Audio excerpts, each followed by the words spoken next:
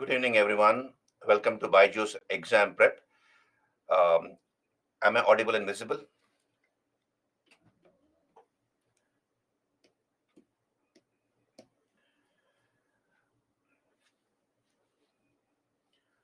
Good evening, everyone. Am I audible and visible? Yeah, Mesha, good evening. Anushka, loud and clear. Am I loud and clear? Yeah, Brajneet, good evening. Thank you, Ankush. Thank you, Anushka. Let some more people join in and then I'll begin. Benjita, good evening. Hari,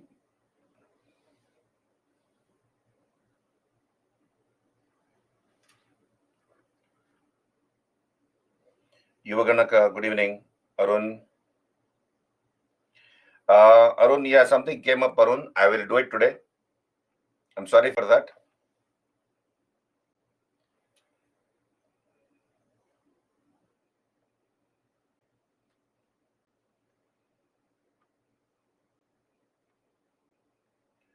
Kriti, good evening.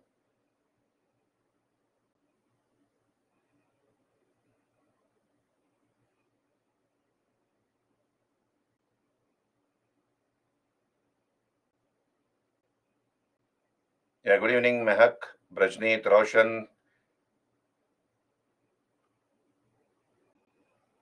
Vandana, Dunesh, Srinivasa. You have not got the annotated version. I will just hold on. I will talk to them.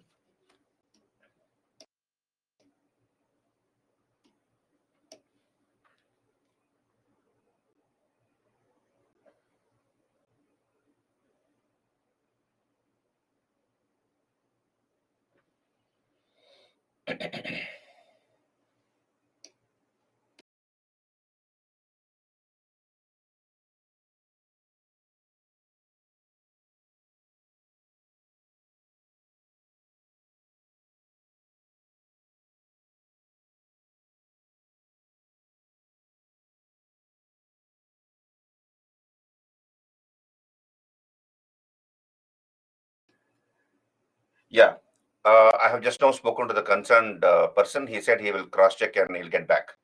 So don't worry, Brajneet, you'll get it. Others should also get it. Anamika, Muskan, Srinivasa, Vandana, good evening, all of you. So yesterday we were doing medieval India. I covered a few topics. So till now, what are the topics I have covered as part of medieval India? I gave you an overview of medieval India, a bird's eye view of medieval Indian history, and then I covered the following topics in this sequence. In the following sequence, Shankaracharya and his philosophy of Advaita. We have covered that. Then the Arab conquest of Sindh and its effects. Then the triangular conflict for Kannauj between the Palas, Pratyaharas, and the Rashtrakutas. The age of Rajputs, yesterday we covered that. And then, of course, Mahmud of Ghazni. I've covered these topics. Today, I'll cover the rest of early medieval India, namely Muhammad Ghori. We will complete Muhammad Ghori, then the Chalukyas of Kalyana, the imperial Cholas, then other dynasties like the Pandyas, the Hoysalas, and the Kakatiyas. And then, if time permits, we can go to the later part of medieval Indian history, starting with Delhi Sultanate. So let's start today. Muhammad Ghori. You see, the Ghurids, Muhammad Ghori belonged to the Ghurid dynasty. So Mahmud Ghazni belonged to the Ghaznavid dynasty, right? So he was belonging to the Ghaznavid dynasty, Mahmud of Ghazni. So he belonged to the Ghaznavid dynasty. And below the Ghaznavids were the Ghurids. The Ghurids were the feudatories, acting as the feudatories of the Ghaznavids. And once the Ghaznamid empire became weak, the Ghurids asserted themselves. They declared themselves independent, the Ghurids. And the most popular ruler of this dynasty, the Ghurid dynasty, was Shihabuddin Ghori, also called Muhammad Ghori. Muhammad Ghori, also called Shihabuddin Ghori. Shihabuddin Ghori.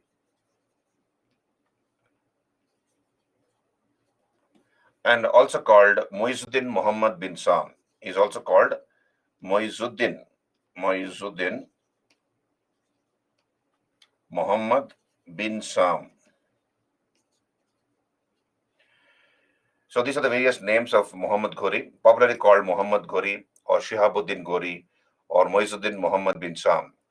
Now, he was the most popular ruler of the Ghurid dynasty. The Ghurids also had Ghazni as their capital, just as Mahmud of Ghazni had Ghazni in Afghanistan as his capital. The Ghurids also ruled from Ghazni. So Ghazni was the capital of Muhammad Ghori.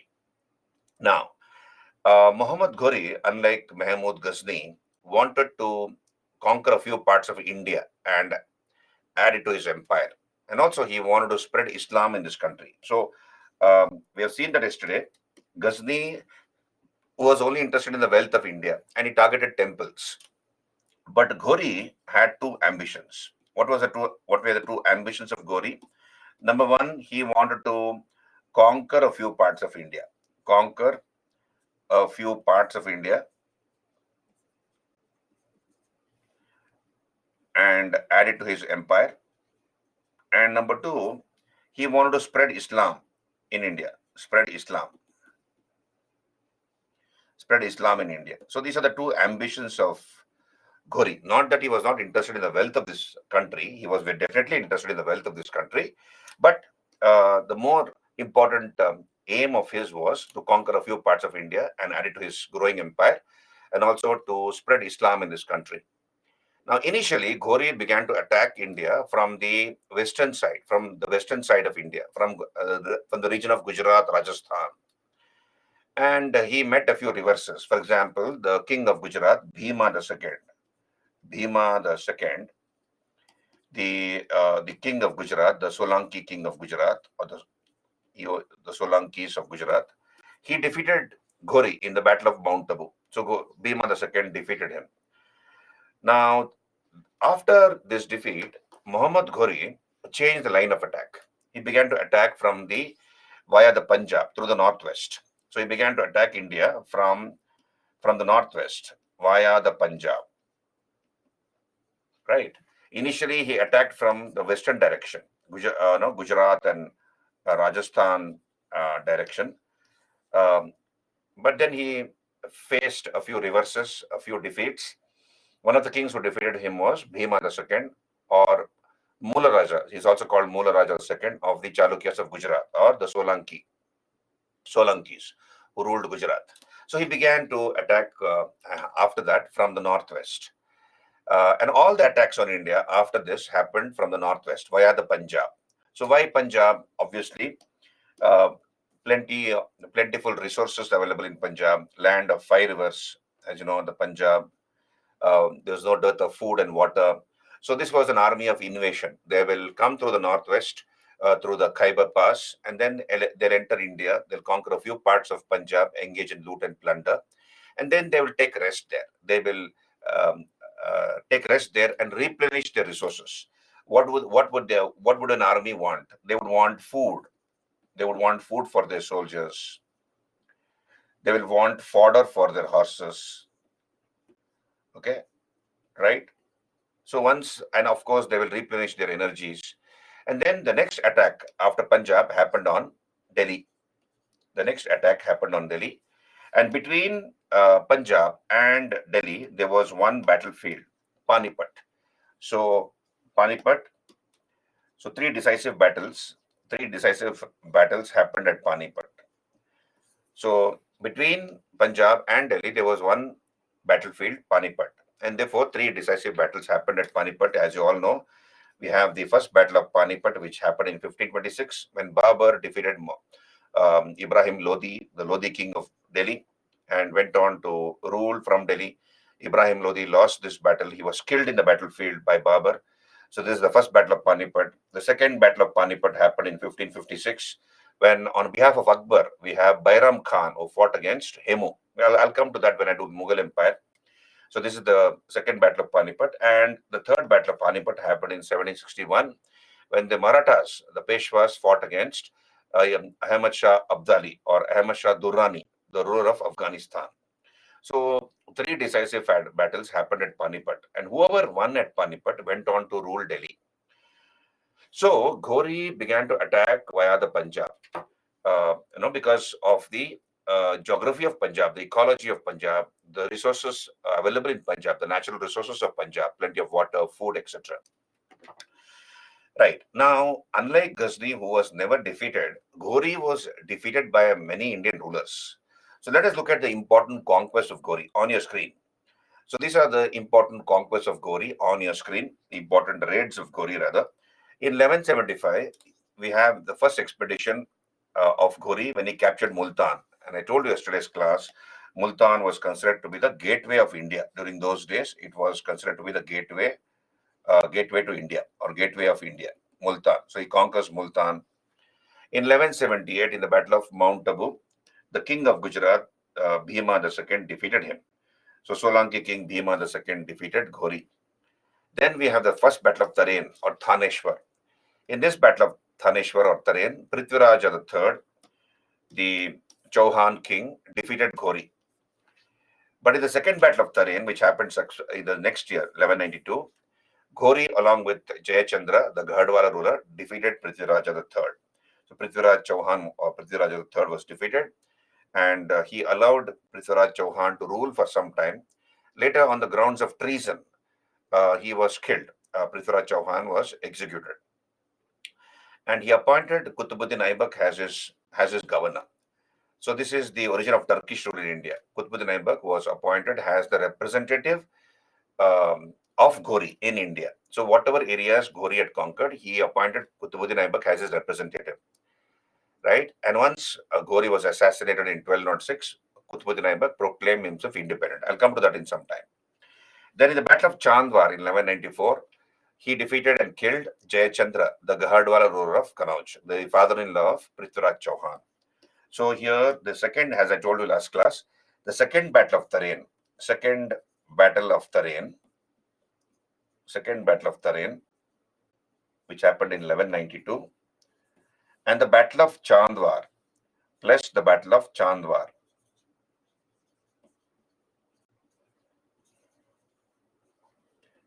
These two battles laid the foundation of Turkish rule in India. Foundations of Turkish rule were laid by these two battles. Foundations of Turkish rule can be traced to these two battles.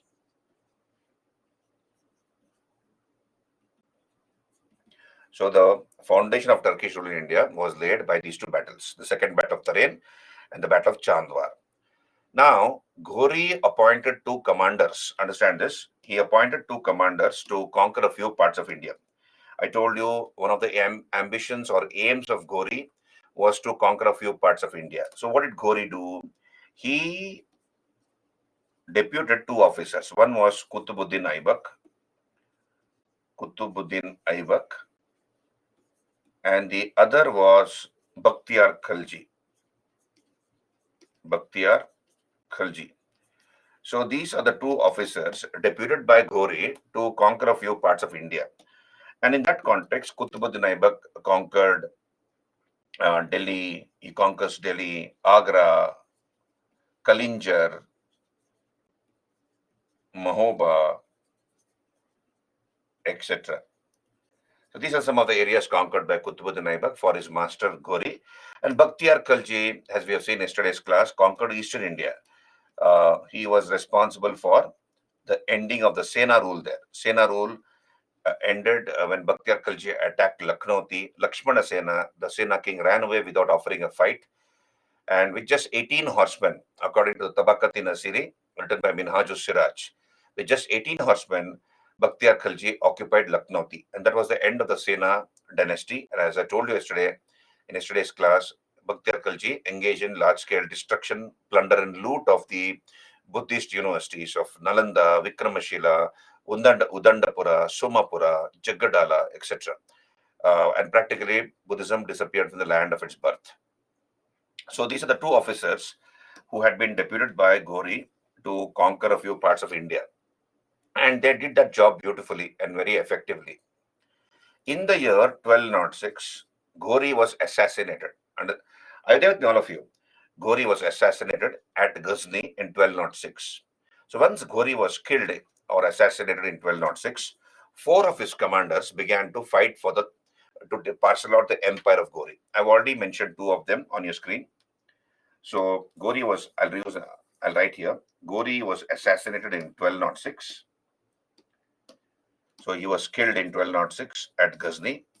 So once Ghori was killed, four of his commanders, two of the commanders are on the screen, and I'll mention two more of them. Nasruddin Kubacha,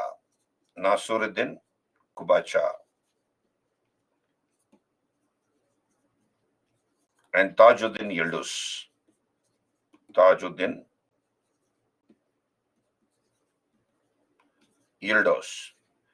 So these four commanders of Ghori began to fight amongst themselves to parcel out the empire of Ghori. Like you cut a cake, you cut a cake into four pieces. Like that, these four people divided the empire of Ghori amongst themselves. And in that context, we have Qutbuddin Aibak. So here, Qutbuddin Aibak proclaimed himself independent at Delhi and established the Delhi Sultanate in 1206. Right? And of course, we have Bakhtiyar Khalji, who proclaimed himself independent in Eastern India. So Bakhtiyar Khalji began to rule Eastern India. Bakhtiyar Khalji. Then, of course, you have Nasiruddin Kubacha, Nasiruddin Kabacha or Kubacha. So he became the ruler of Ghazni, Suko Nasiruddin Kubacha, and Tajuddin Yildiz.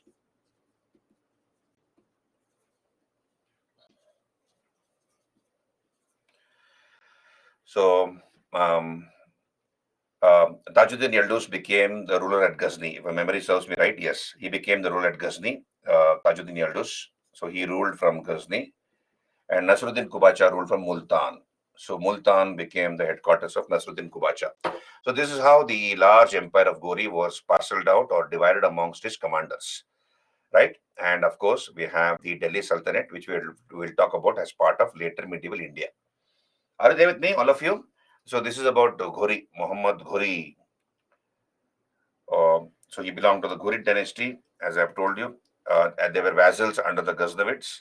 His another name was Shihabuddin Muhammad Ghori, also called Moizuddin Muhammad bin Sam. Ghazni was his capital, and he wanted to establish his political authority over India and also to spread Islam in this country. And Ghori was, of course, defeated several times by many Indian rulers. Right? So once Ghori was assassinated, his empire was divided amongst his four commanders in the following manner. Tajuddin Yildiz ruled from Ghazni, Nasruddin Kabacha from Multan, Bakhtiyar Khalji from Bengal, and Qutbuddin Aibak established the Sultanate of Delhi in 1206. Okay, so this is about Ghori. Clear? Can you raise your hands? Are you there with me, all of you? Can I move on to the next subtopic? No. Bakhtiyar Khalji did not establish the Khalji dynasty. Ankush, will come to that. Khalji dynasty was established by Jalaluddin Firuz Khalji. So Jalaluddin Firuz Khalji was the founder of the Khalji dynasty. They were from Khalj in Afghanistan. So tomorrow or today only, let us see if we can come to the Khalji dynasty. Tomorrow definitely we'll be talking about the Khaljis. Alauddin Khalji was the greatest of the dynasty. So it was not established by um, um, Muhammad bin Bakhtiyar Khalji. No. Right. So let us come to the Chalukyas of Kalyana, another dynasty which succeeded the Rashtrakutas. So Badami Chalukyas were succeeded by the Rashtrakutas. Rashtrakutas were succeeded by the Chalukyas of Kalyana. Now, why are these called the Chalukyas of Kalyana? So again, I'll draw a map. This might seem familiar by this time, but then anyway, let me not presume anything. Let's draw this again for sort of a revision. So we have the Chalukyas of Kalyana. This is the Badami Chalukyas. So Badami Chalukyas, they ruled from here. And of course, we have the Pallavas. The Pallavas ruling from Kanchipuram. Pallavas of Kanchipuram. So they fought over the Krishna Tungabhadra basin, isn't it? The KT basin in short, or the Raichur Doab, the fertile belt of land between the Krishna and the Tungabhadra rivers.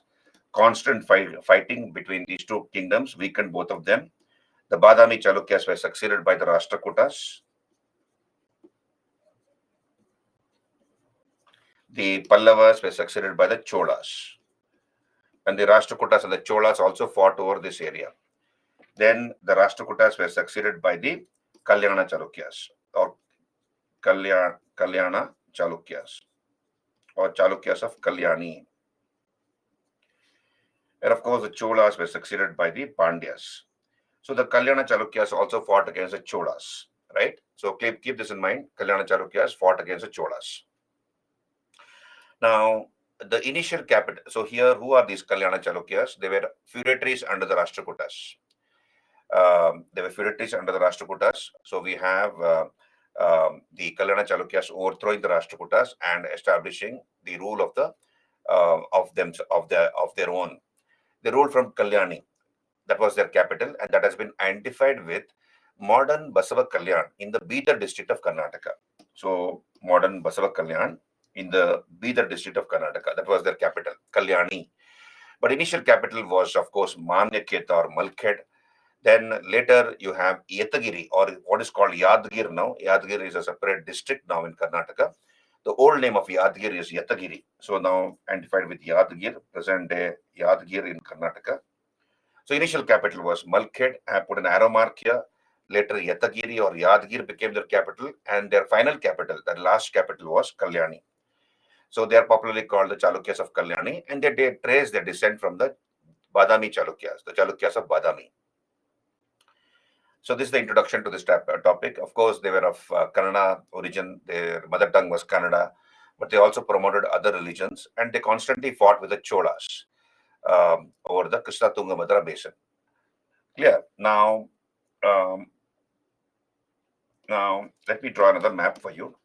Understand this. We'll discuss the political history of the Kalyana Chalukyas in a moment's time. Just hold on. So if I draw a map like this, we have this is the Kalyana Chalukya kingdom. This is the Chalukyas of Kalyana.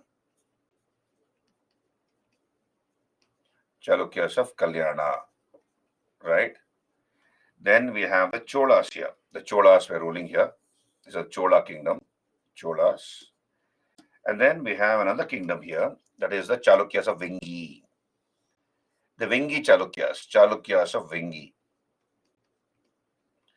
Who established the Chalukyas of Vengi kingdom? If I might ask you a question, students, who established the kingdom of the Chalukyas of Vengi? Vishnuvardhana, Puja, very good. Kubja Vishnuvardhana, the cousin of Pulakesha II. Very good. Kubja Vishnuvardhana was their founder. So please understand this. The Chalukyas of Kalyana and the Cholas interfered in the succession dispute at Vengi. I repeat, the Chalukyas of Kalyana and the Cholas interfered in the succession dispute at Vengi. And Vengi became the bone of contention between the Chalukyas of Kalyana and the Cholas. So let me tell you what happened. Okay, then when I come to the political history, it will be very easy for you to relate to whatever I just now told you, whatever I'm going to tell you now. Now, I seek your attention. Now look here. We have the greatest of the Cholas. Who was the greatest of the Cholas? We'll come to Chola period. After the Chalukyas of Kalyana, we'll be discussing the imperial Cholas. So the greatest of the Cholas was Rajaraja Cholan. So Rajaraja was the greatest of the Cholas. Okay. Now Rajaraja had a daughter. Her name was Kundava. Her name was Kundava. So his daughter's name was Kundava. Just hold on. So his daughter's name was Kundava. And this Kundava was given in marriage to the Vengi Chalukyan prince Vimaladitya. So the prince of the Chalukyas of Vengi was Vimaladitya. So I request all of you to make this map. You draw your own proper map, and then you also copy whatever I'm telling you on the screen, on the board, right? So that it becomes very easy for you to understand whatever I'm telling you. So when you do your revision, it will be very easy for you to understand. So please draw the map. I'm sure all of you will be able to draw a better map of India, South India, than me. So we have the Rajaraja giving his daughter Kundava in marriage to the Vengi Chalukyan prince Vimaladitya. So we have Vimaladitya marrying Kundava. Okay, and they had a son. Vimaladitya, the king of the Vengis, and Kundava had a son. His name was Rajaraja Narendra. Rajaraja Narendra. The son born to Vimaladitya and Kundava. Right. Now, Rajaraja died, and Rajaraja was succeeded by his son Rajendra. So Rajaraja was succeeded by his son Rajendra. Rajendra the first. And Rajendra had a daughter. So what is the name of his daughter? Amanga Devi. Her name is Amanga Devi. Her name was Amanga Devi. And this Amanga Devi was given in marriage to Rajaraja Narendra. Okay, so Amanga Devi is given in marriage to Rajaraja Narendra. Now, we have so here Rajaraja Narendra became the son-in-law of Rajendra. Now, this was the time when the Kalyana Chalukyas interfered in Vengi. So, the Kalyana Chalukya king was Jagadeka Malla. Understand this? His name was Jagadeka Malla.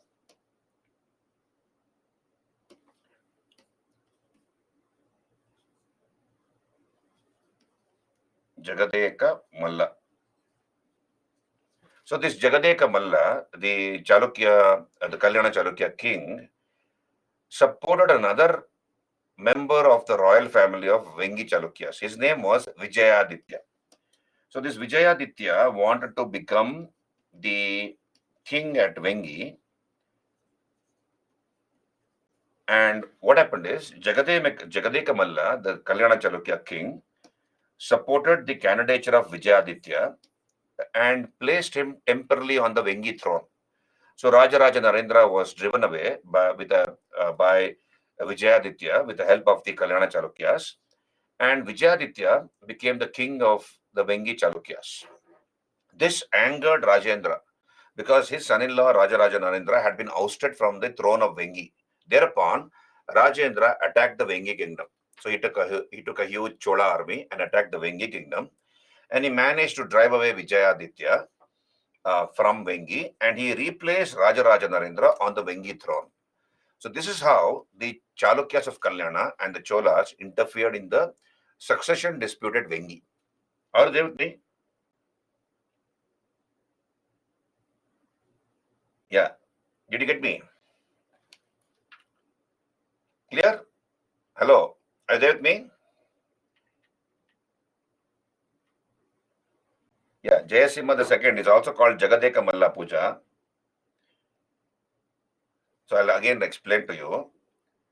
So we have the Chalukyas of Kalyana and the Cholas interfering in the succession dispute at Vengi. The greatest of the Chola kings was Rajaraja, who had a daughter by name Kundava. So I'll use these, So Kundava. Rajaraja's daughter was Kundava, and Kundava was given in marriage to the Vengi Chalukyan prince Vimaladitya. This is number one. Right? Kundava was given in marriage to the Vengi Chalukyan prince Vimaladitya.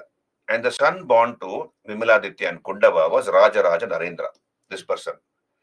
Then Rajaraja was succeeded by his son Rajendra. And Rajendra's daughter Amanga Devi was given in marriage to Rajaraja Narendra. This is number two. Till here, are you clear? Till here? So Rajendra gives his daughter Amanga Devi in marriage to Rajaraja Narendra. Clear till there? All of you? Can I move on? Okay. Right. Now, this was the time when the Chalukyas of Kalyana, the king was Jagadeka Malla. Another name for Jagadeka Malla is Jayasimha. Jayasimha the second. Jayasimha the second, also called Jagadeka Malla. Another name is Jagadeka Malla. So this Jagadeka Malla or Jayasimha the second, he supported the candidature of Vijayaditya. And he put Vijayaditya on the throne of Vengi after ousting Raja Narendra. So the Chalukyas of Kalyana managed to drive away Raja Narendra from Vengi throne, and they placed Vijayaditya, their own candidate, on the throne of Vengi. This angered Rajendra. So he attacks the Vengi kingdom. So Rajendra attacked the Vengi kingdom, right? And he drove away Vijayaditya, and he replaced his son-in-law, that is Raja Narendra, on the throne of Vengi. Yeah, Rajendra's daughter is Amanga Devi. You're right. Yuva Ganaka, Rajendra's daughter is Amanga Devi. You're right. Clear, all of you? Yeah, you can call that.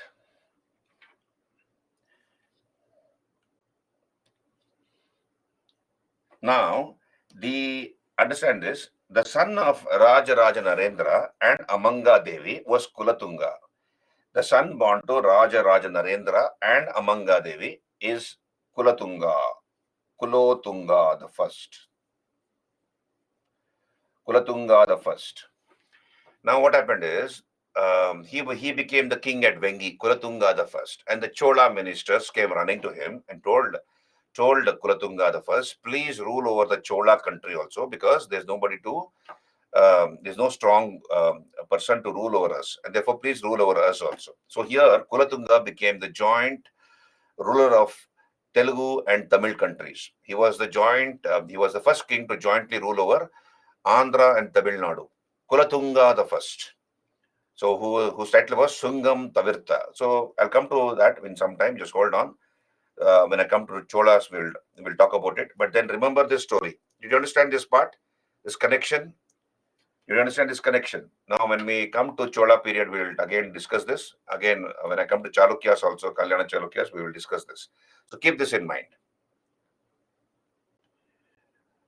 Right. So the Chalukyas of Kalyana, they ruled from Kalyani, Basava Kalyan, identified with modern Basava Kalyan in the Bida district of Karnataka. So let us discuss the PPTs now.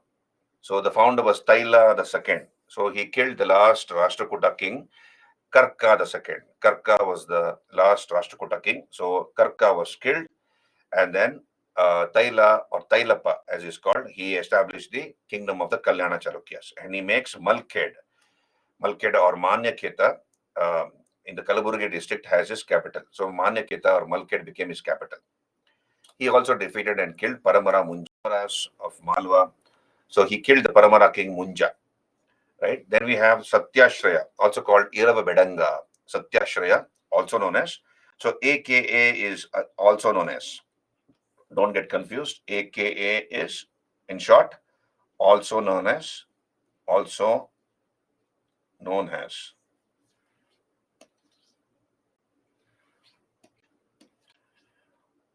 Also known as Irava Bedanga. So Satyashraya patronized the Kannada poet Ranna. Ranna, who wrote Gada Yuddha. So this is the conflict between, or the battle between Duryodhan and Bhima. Gada Yuddha. This was written by Ranna. And you must be knowing the story of the Mahabharata. Obviously, you have Gandhari. Gandhari is Dhritarashtra's wife, mother of Duryodhan. She was not blind. Dhritarashtra was blind, but not Gandhari. But then, because her husband was blind, she had tied a, a eye band on her eyes, and she used to be. She was a person who was sadhvi. She used to do a lot of prayers and meditation, etc. So when the time came and she began to lose her sons in the Mahabharata war, and only Duryodhan was left. Then she told Duryodhan, "You come to me. You come to me in your birth. You take a bath in the early morning. Do Sandhya, Surya Namaskar early morning after taking a bath. Then you come in your birth suit without wearing any clothes. You come, and I will open my eyesight. I'll remove my band and I'll look at you, and all the power, whatever spiritual powers I have, siddhis I have gained all these years, all those powers I will transfer it to you. and then your body will become like a Vajra diamond. Nobody will be able to kill you or defeat you. You'll become very, very strong. So Duryodhana agreed, I believe. Next morning, he took a bath, as told by his mother. He prayed to the sun god, and then he appeared before his mother and told his mother that he is standing before her. And that's the time when she opened her, her eye band, and then she transferred her powers, all her powers, to Duryodhan. But Duryodhan made a mistake. He wore boxer shorts, he wore his undergarment, and he appeared before his mother. And when his mother saw this, after she had transferred all her powers to Duryodhan, she was very angry with her son. She told Duryodhan that you made a mistake. I told you to come in your birth suit, but why did you cover your private parts? After all, I am your mother. But Duryodhan said that I was not very comfortable appearing naked in front of you, though you are my mother. But anyway, that resulted in later Duryodhana's defeat by Bhima. Because when the Gada Yuddha between Bhima and Duryodhan started, you see, Bhima was losing because Duryodhana his body had become like a diamond because of the transference of all power by his mother, Gandhari. And then Krishna noticed this. All the other Pandava brothers were watching this Gada Yuddha, the mace, Yuddha with mace, or the fight with the mace. And Duryodhana was winning over Bhima. And that's the time when Krishna uh, advised Bhima. He told him to, you know, concentrate and hit on that portion of his leg or thigh portion, which is weak, because I told you the hip portion, he had covered his private parts along with the hips. So, and then Bhima begins to target the that portion of Duryodhana's body, and that resulted in Duryodhana ultimately losing and getting killed by Bhima. So this is the gist of the story. Ranna's Gada Yuddha. Are you there with me, all of you? Yeah, she put a blindfold on her eyes. You're right. So this is the gist of Ranna's Gada Yuddha story. Of course, Satyashraya, he repulsed the attack of Raja Chola and also defeated the crown prince Rajendra. Then we have Jayasimha II. He shifted the capital from Malkhed to Yadgir. So that becomes the second capital of the Kalyana Chalukyas. From Malkhed, the capital is shifted to Yetagiri or modern Yadgir in Karnataka. And I told you this Jayasimha II, also known as Jagadeka Malla. Jayasimha II, also called Jagadeka Malla. He interfered in the succession dispute at Vengi. He supported the candidature of Vijayaditya, and he placed him temporarily on the Vengi throne. But later Rajendra drove away Vijayaditya and replaced Vijayaditya with his own son-in-law, Rajaraja Narendra. So Rajaraja Narendra was replaced on the throne of Vengi. And his queen, Sugala Devi, was a disciple of the saint called Devara Dasimaya. So Jagadeka Malla or Jayasimha II. Then we have Someshwara the first, also called Trailokya Malla, Ahava Malla. So he shifted the capital to Kalyani. Kalyani becomes the permanent capital of the Chalukyas of Kalyana. So he shifted the capital to Kalyana. And we have Someshwara defeating and killing Raja Chola at Koppal. Koppal is in in Karnataka, Koppal. So he defeats Raja Chola and kills him in the battlefield. And you can consider that as a temporary eclipse of the Cholas. But then in the midst of the battle, we have Rajendra the second. So understand this: Kalyana Chalukya king Someshwara kills Raja Chola at Koppal. But then in the midst of the battle, we have a change in the leadership of the Cholas. The Rajendra II, Raja Chola's son, took over command of the Chola army, and he was able to give a tough fight to the Kalyana Chalukyas. And later, Someshwara was challenged for battle by the Cholas. But Someshwara never came to battle.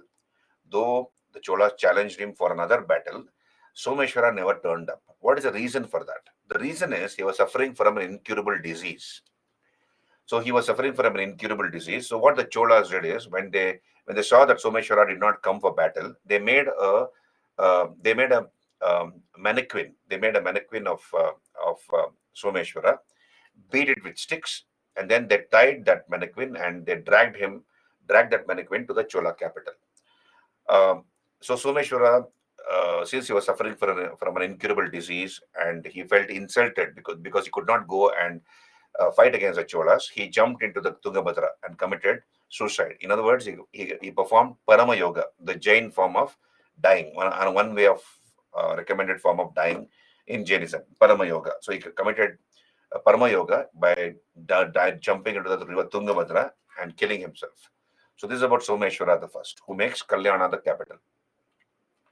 Then the greatest of the Kalyana Chalukyas was this king called Vikramaditya the sixth. Vikramaditya the sixth. So we have the beginning of the Chalukya Vikrama era in 1076. So he comes to power in 1076. That is considered to be the beginning of the Chalukya Vikrama era. He patronized this Kashmir Pandit called Bilhana. So there was a Kashmiri scholar Pandit. His name was Bilhana, and Bilhana was his court poet. He wrote a few books like Chaura Panchashika and Vikramanka Devacharita. Chaura Panchashika and Vikramanka Devacharita. Chaura Panchashika, Vikramanka Devacharita. So these are the books written by Bilhana. He also patronized other scholars like Vigneshwara, who wrote Mitakshara. Vigneshwara, who wrote this legal book called Mitakshara. So some years back, about 3-4 years back, UPSC had asked a question from this particular segment. Now understand this. So there was a law writer or a lawmaker called Vigneshwara in the court of Vikramaditya VI, the Kalyana Chalukya king, and he writes a book called Mitakshara. In this Mitakshara book, according to this, the successor to the ancestral property, understand this, the successor to the ancestral property can bequeath the property during the lifetime of the father. This law is even now applicable in India, minus in Assam and Bengal. In Assam and Bengal, this law is not applicable.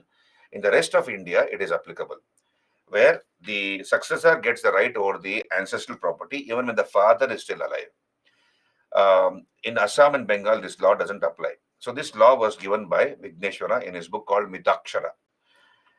In Assam and Bengal, we have Dayabaga law, which is applicable according to the writings of Jimutavahana, right? So under this Dayabaga law, the successor gets the right over the ancestral property only after the death of the father. Only after the death of the father. Whereas in Mitakshara law, the successor gets the right over the ancestral property even when the father is still alive. Right? So that is a law applicable throughout India except Assam and Bengal. Are you there with me, all of you? Clear?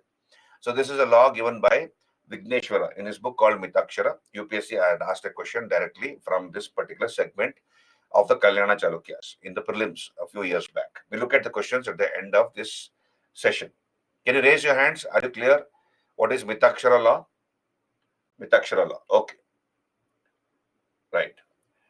Then, of course, we have the queen of his chief queen, Chandala Devi, who was well versed in art, music, etc. She was the chief queen of Vikramaditya VI, and she was called Abhinava Saraswati. And we have the commander of Vikramaditya VI by name Mahadeva. So this Mahadeva, the commander of Vikramaditya VI, builds a beautiful temple.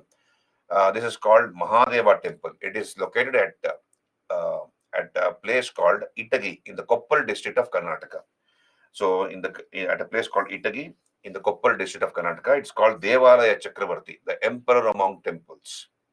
So this is the Mahadeva temple at Itagi. Itagi is located in the present-day Koppal district of Karnataka.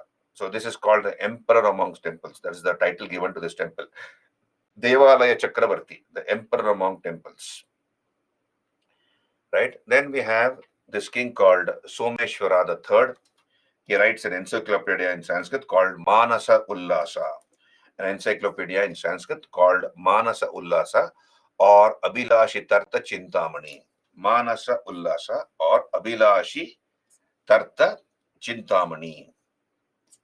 Abhilashi Tartha Chintamani. This is an encyclopedia written in Sanskrit by Someshwara the third. Last ruler was Someshwara the fourth, and after Someshwara the fourth, the Kalyana Chalukya kingdom got divided among its feudatories between the Kakatiyas, the Hoysalas, and the Seonas or the Yadavas. So we have Yadavas, Hoysalas, and Kakatiyas who divided the Kalyana Chalukya territories amongst themselves. They were all feudatories under the Kalyana Chalukyas. This is about the Kalyana Chalukyas, the Chalukyas of Kalyana. Chakravarti is emperor. Sumo, Chakravarti is emperor. Your name is Chakravarti. Very good. Sumo Chakravarti. So Chakravarti means emperor. Devalaya Chakravarti. Chakravarti is emperor, Sumo. Emperor among temples.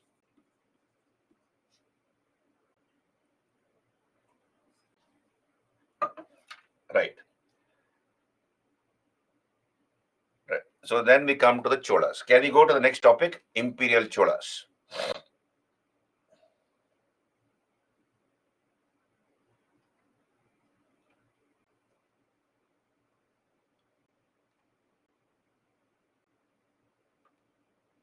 I'm not very clear about your question, Rajneet.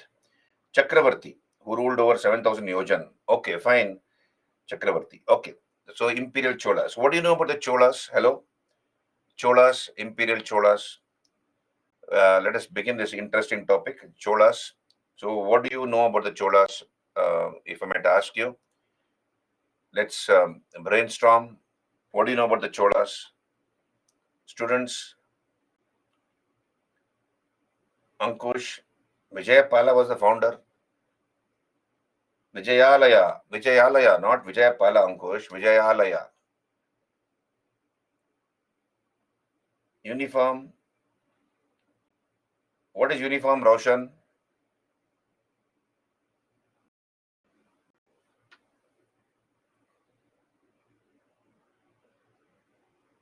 Okay, no problem, Ankush, no problem.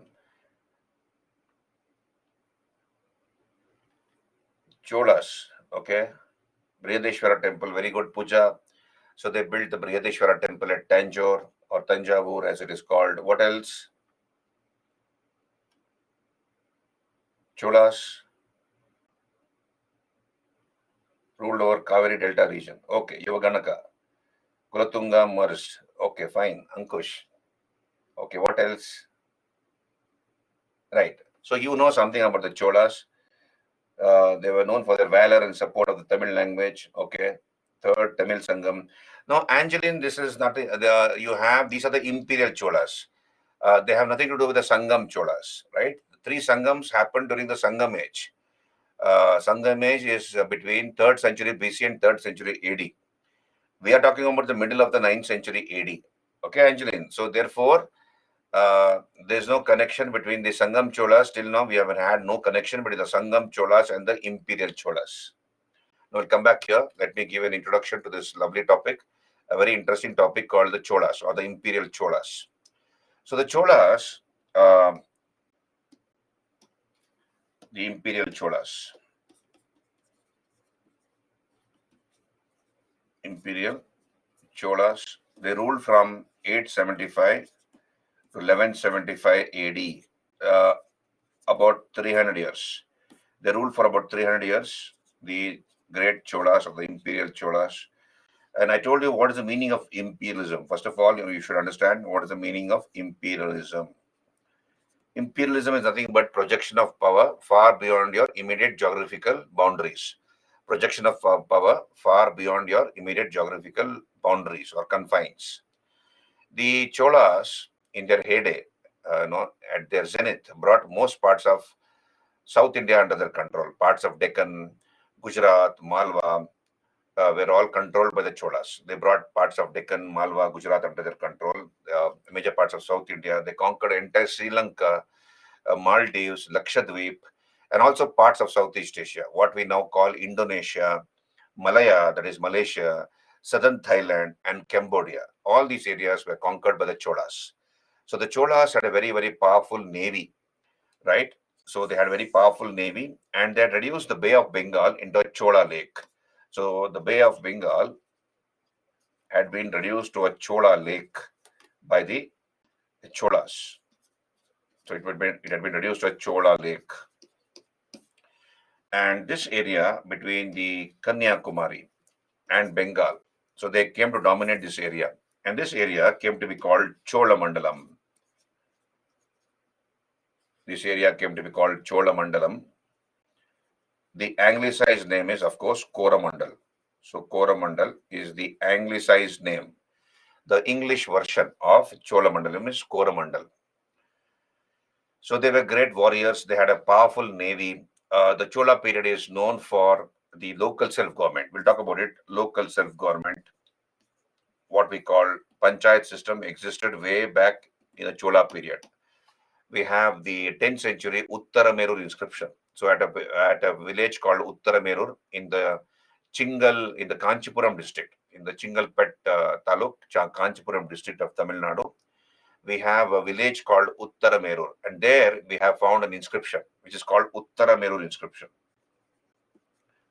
Uttaramerur inscription. This inscription gives information about the local self-government of the Cholas. What is called panchayat system existed way back in the 10th century AD in the Chola period, right? And they were great Shiva worshippers. The Cholas were Shiva worshippers. They were Shaivites, though they were also tolerant towards other religions, including Vaishnavism, including Buddhism and Jainism. And Chola kings gave patronage not only to Hinduism, both Vaishnavism and Shaivism, but also to Jainism and Buddhism in their kingdom. So they were like many contemporary kings of their times, belonging to various dynasties. The Cholas also were very secular and tolerant in their attitude. So they built the tallest Shiva temple in medieval India. In fact, the Brihadeshwara temple at Tanjavur is considered to be the tallest temple in medieval India. The Brihadeshwara temple is 217 feet in height. And all the features of a Dravida temple, are seen in Chola temples. So when I do art and architecture, we will discuss in detail about Dravida style of temple architecture. The foundation was, of course, laid by the Pallavas, the foundation for the Dravida style of temple building, but then it was improved upon by the Cholas. So this is the introduction to this topic. The Cholas, as I told you, they fought against the Rashtrakutas and also the Kalyana Chalukyas. The Cholas fought against the Rashtrakutas and also the Kalyana Chalukyas, right? And they brought entire Sri Lanka under their control. So we'll talk about the imperialism of these Chola kings, right? So Cholas, tiger was their emblem, as you can see on your screen. Tiger was their emblem. So that was their emblem, tiger. The imperial Cholas. So they ruled from Tanjavur or Tanjai. So Tanjavur or Tanjai, that was their political and ceremonial center. They brought most parts of South India under their control. They reduced the Bay of Bengal into a Chola lake, as I told you. They were initially serving as the feudatories of the Pallavas. They served as the feudatories of the Pallavas. Later, they supplanted the Pallavas. They overthrew the Pallavas and proclaimed their independence. So we'll talk about it. Now, please understand, the history of the Cholas is very, very hazy. We are not very clear about the history of the Cholas. We have great historians, researchers in history who have done extensive study about the Chola history, like Professor Neelakanta Shastri, Kudavayil Balasubramaniam. So in spite of a lot of research done by historians as regards the Cholas, we do not have a connected history about the Cholas. So most of the information about the Cholas is derived from inscriptions, land grants which are found in temples, either on stones or on copper plates, coins, and some of the temples which the Cholas built. So it is mostly conjectural in nature. So we reconstruct. So Chola history is mostly a matter of conjecture. What is conjecture? Is, which is supposed to be. We do not have proof. We do not have proof that this is how uh, it was. We try to connect and piece together history, and therefore many aspects about the Chola history uh, is presumptive in nature. That is the meaning of conjecture. So intelligent guesswork. We try to piece together the history of the Cholas because it's not very, very clear. Did you get me? Right. So keep that in mind. So we have information from inscriptions, land grants, textbooks, and of course, a number of temples and coins of the Chola period, through which we gather information and we try to create a connected history as regards the Cholas. So Chola Empire, you can see on your screen the Cholas. This was the kingdom of the Cholas. So this area. So they ruled from Kanyakumari to they dominated this area, the Bay of Bengal. It was reduced to a Chola lake. They had a very, very powerful navy. And this area came to be called Cholamandalam. The English version is, or English anglicized version is Coromandel Coast. What's called Coromandel Coast is from the word Cholamandalam. Are they with me? Right. So let us look at the political history of the Cholas. So please remember, the Cholas fought against the Rashtrakutas as well as the Kalyana Chalukyas. They fought against the Rashtrakutas. They fought against the Rashtrakutas and also later the Kalyana Chalukyas.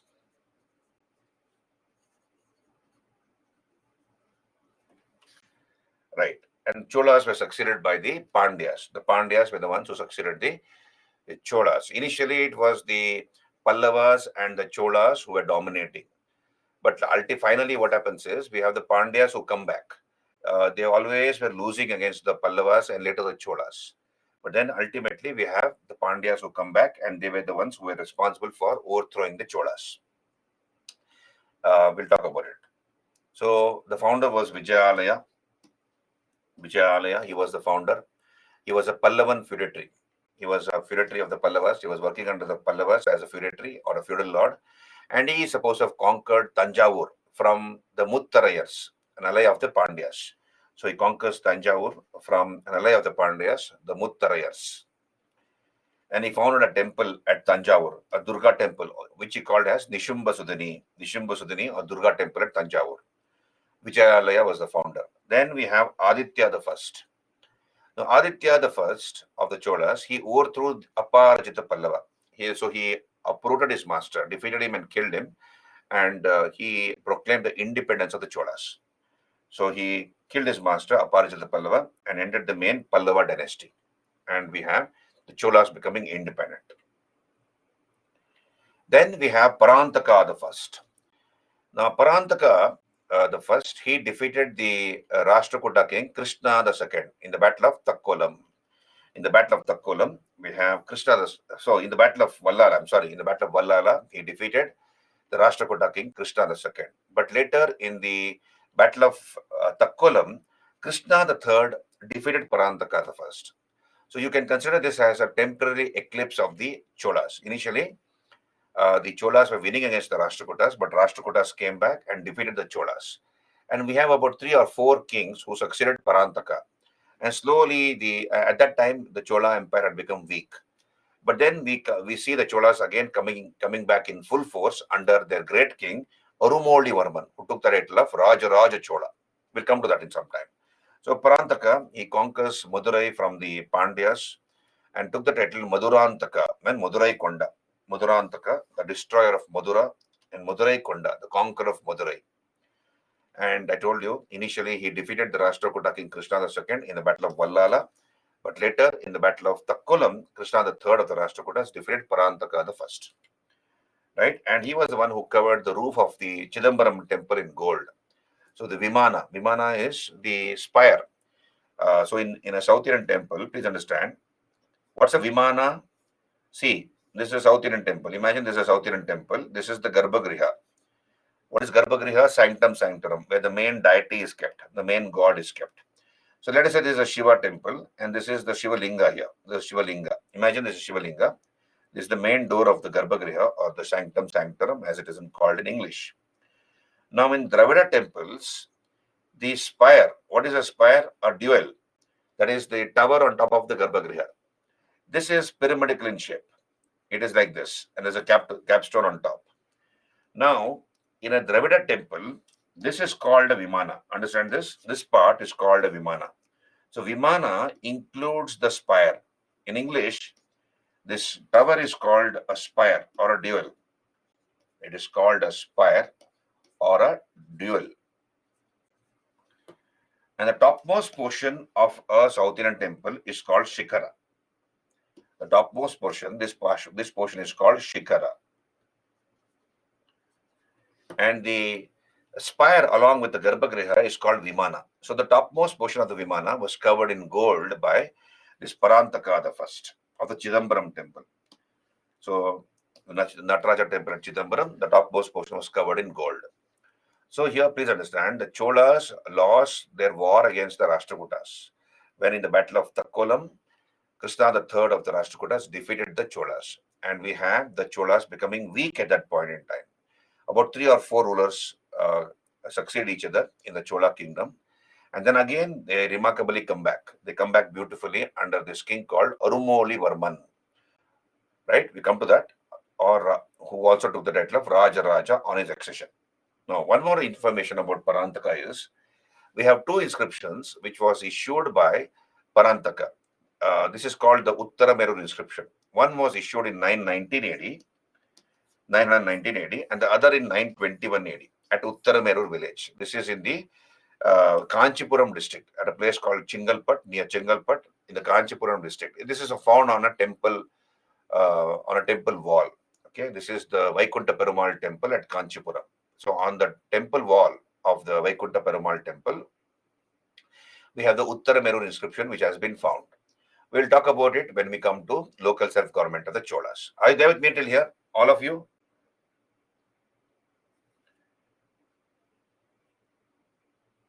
Are you there with me till now? Are you clear? Any doubts? Any clarifications required? Can I move on?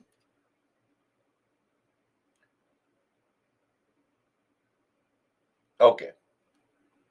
So we'll talk about the local self-government of the Cholas. These 2 inscriptions were issued by Parantaka, the Uttara Meru inscription. Now, then we have this king called Raja Raja Cholan.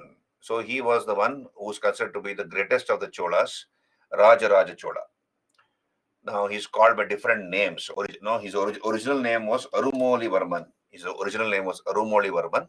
On his coronation or accession, when he ascended the throne, he took a title, Raja. That's the title he took. And he's got other titles, Shivapada Shekara, Mummadi Chola Deva, the establisher of the second Chola kingdom. Mummadi Chola Deva, the one who established the second Chola kingdom. Chola Martanda, the king of the Cholas. Jayan Gonda, Raja Kesari, Kandalur Salai, Kalamaruttaruli. Kandalur Salai, Kalamaruttaruli. So these are the various titles of Raja. We will discuss about it. Just hold on.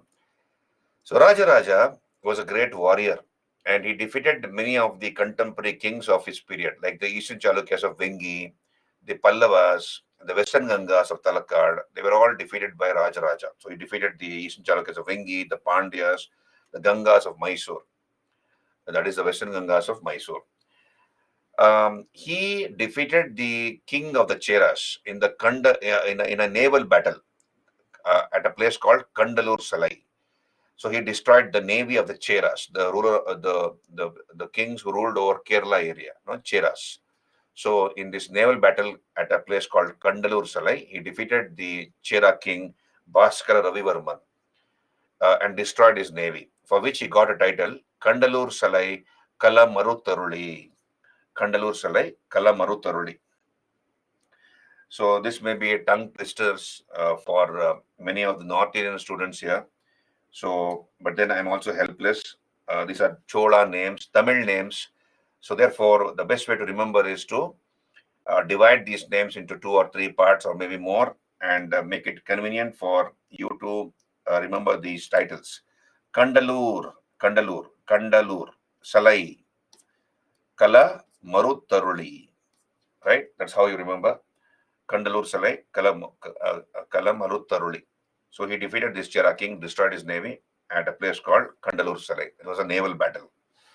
Then he attacked Sri Lanka. So Raja had a very, very powerful navy. You see, those days the Cholas had taken the help of Arab and Chinese sailors. So Chinese also used to sail extensively along with the Arabs.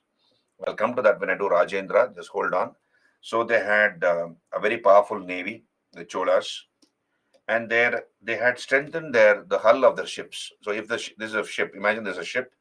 So they had strengthened the hull of their ships. This is called the hull. right? This is called the hull. So they had strengthened the hull of their ships with the help of Chinese and Arab and Chinese experts.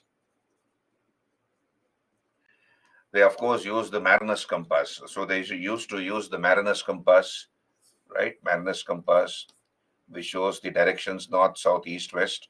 Mariner's compass was an instrument invented by the Chinese. So mariner's compass is a instrument which was invented by the Chinese. Chinese were great, they were great inventors. They invented the water wheel, water clock rather, water clock, the mariner's compass, gunpowder, paper, silk. They had their own method of making silk, which the world is now following.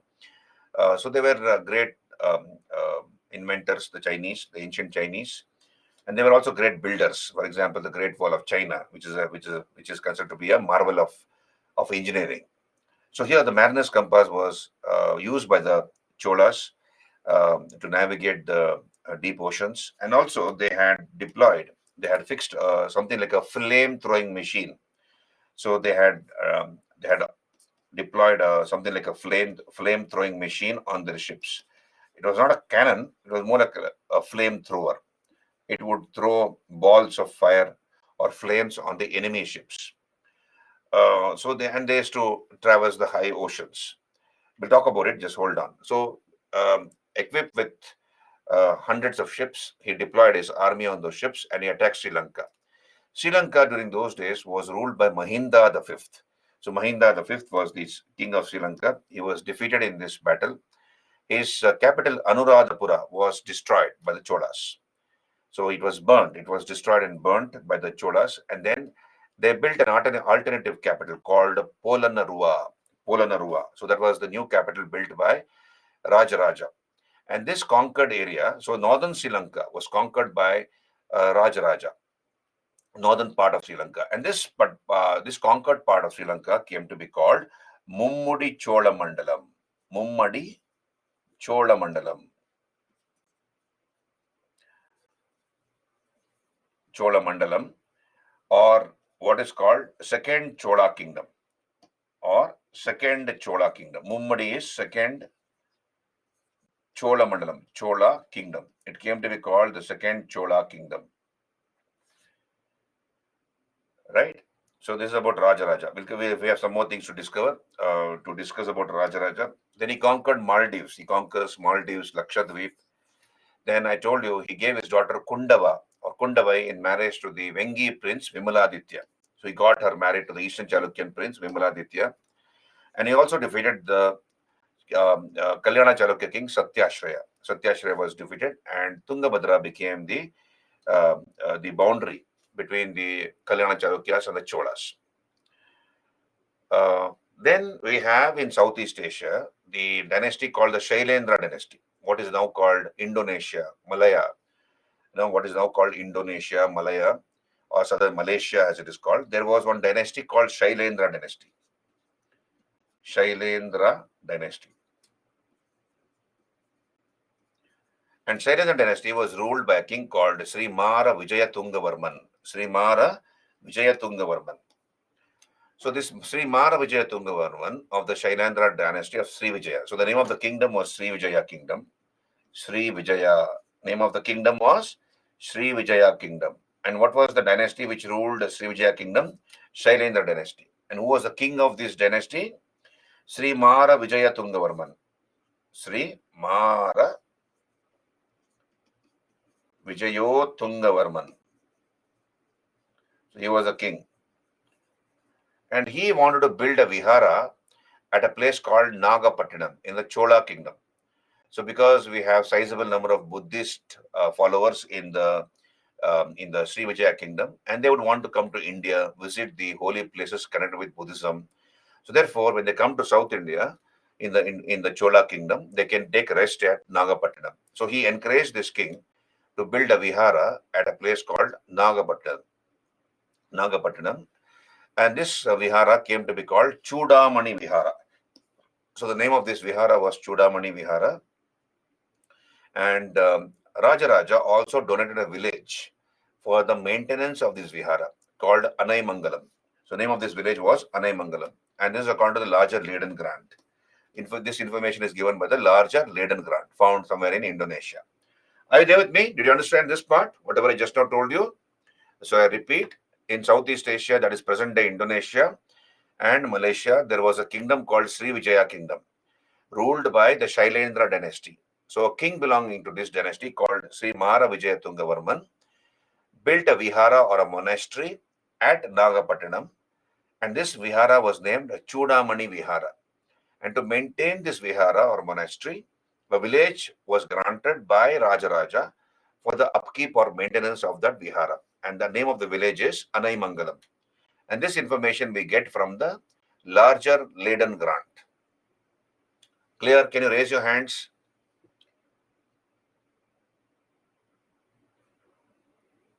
Okay, thank you.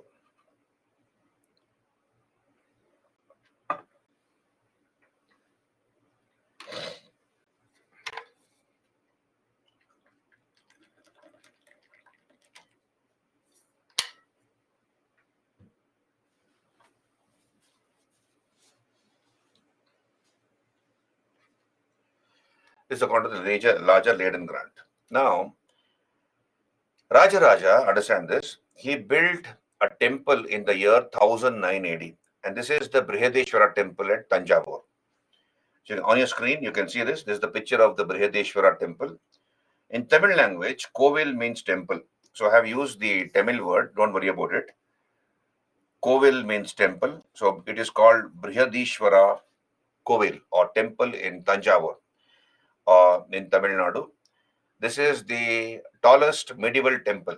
This is the tallest medieval temple of India, 217 feet in height. From the base to the height, to the topmost part of the temple, it is 217 feet in height. And when did he build this temple? He built this temple in 1009 AD. He built it in 1009 AD. And in 2009 AD, some years back, how many years back? About 15, 16 years back, this temple completed 1000 years of its existence. It completed 1000 years of its existence. And this temple remains beautifully intact. 1000 years. And this is among the 3 living Chola temples. We have the great living Chola temples. There are 3 great living Chola temples. One is this, the Brihadeshwara temple at Tanjavur, built by Rajaraja. Then we have another temple built by his son Rajendra at a place called Gangai Konda Cholapuram. So he founded a city called Gangai Konda Cholapuram. I'll come to that in some time. He called this temple as Rajeshwara temple. It is also called Brihadeshwara temple. It is dedicated to Lord Shiva again. And the third is the Airavateshwara temple at Kumbakonam, built by Rajaraja II. Rajaraja II built the Airavateshwara temple at Kumbakonam. So this is one of the 3 great living Chola temples. So what is the meaning of living Chola temples? Living Chola temples. Living Chola temples means whatever rituals, pujas, etc., which were performed during the time of Rajaraja are even now performed in those temples. So it is a living legacy left behind by the Cholas, and it's very much live and kicking, this temple. So same rituals, same pujas which were performed during the time of Rajaraja are even now performed in these temples. That's why the name Great Living Chola Temples. It's a UNESCO World Heritage Site. Now, now you see here on your screen, you see the picture of the Brihadeshwara temple. This capstone on top of the temple, you see a capstone. This is called a capstone. Just hold on. I'll use another color. You see, this is the capstone. This capstone weighs 80,000 kgs. This is the capstone. And this capstone weighs 80 tons. That is 80,000 kgs. And what is the height of this capstone? It is 25 feet. 25 feet in height and weighing 80,000 kgs. Now, this huge boulder was carried to that height by the Cholas. and this is considered to be a marvel of engineering. It is considered to be a marvel of engineering. Even now, it is considered to be a marvel because during those days, we did not have technology, we did not have cranes to lift such a huge boulder, but then the Cholas did it with just human power, animal power. So, what did the Cholas do? How did they manage to lift this huge boulder of weighing 80,000 kgs to that height, to a height of more than about 200 feet? So we are told that the Cholas began to build a ramp. Now, I'll use another separate page here on your screen. So imagine this is the temple here. Imagine this is the temple. Okay, this is the temple under construction, and this is the boulder. They have to carry a huge boulder to that height. It's about 190 feet, right? 190 feet. So they have to carry that huge boulder to that height. So what did the Cholas do? They began to build a ramp or a bridge of solid masonry. It was not a pillared bridge, it was a solid bridge of bricks and stones and mud. So they began to make a bridge, build a bridge, gently rising to that height. Gently, there's a gentle slope. And this bridge began 6.5 kilometers away, right? And then slowly it reached that height of 190 feet. Then what did the Cholas do? They took huge logs of wood. So huge logs of wood like this were taken, huge logs of wood. Imagine these are huge logs of wood, right? And they placed that boulder, they placed that huge boulder on top of these log. Imagine this is the boulder. So this is the boulder they have placed on top of that log, and with the help of elephants, these are trunks of trees. They are smoothened out so that if you push the logs of wood or trunks of tree, it will easily roll. So that way, they smoothened those round logs of wood or trunks of trees. They placed that huge boulder on top of that, on top of those logs of wood, and then with the help of elephants, oxen, human labor, slowly on that bridge, this huge boulder was pushed to that height, and then the boulder was placed. The boulder was placed on top of the temple, and then the carving was done. Then the carving was done. So this is considered to be a marvel of engineering. 80,000 kgs, huge boulder taken to a height of 190 feet by the Chola engineers, right? So this is the Brihadeshwara temple at Tanjavur, built by Rajaraja in 1009 AD. This temple is also called Rajarajeshwara temple. The Brihadeshwara temple, it's a Shiva temple, mind you. The Brihadeshwara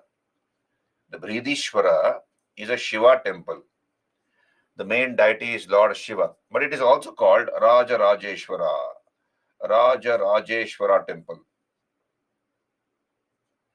Now, why is it called Rajarajeshwara temple? Because it's also called Rajarajeshwara temple simply because it was the tradition amongst the Cholas to install an image of the king and the queen in their temple and worship them like gods. So the Chola people, the subjects of the Chola country, used to worship their king and queen as gods. So the main deity is Shiva. Even the king was worshipped. So you have an image of Raja and his queen, which have been installed in one part of the temple, and they were also worshipped. Therefore, it's also called Rajarajeshwara temple. It is made of solid granite, and it is more than 1,000 years old. Raja.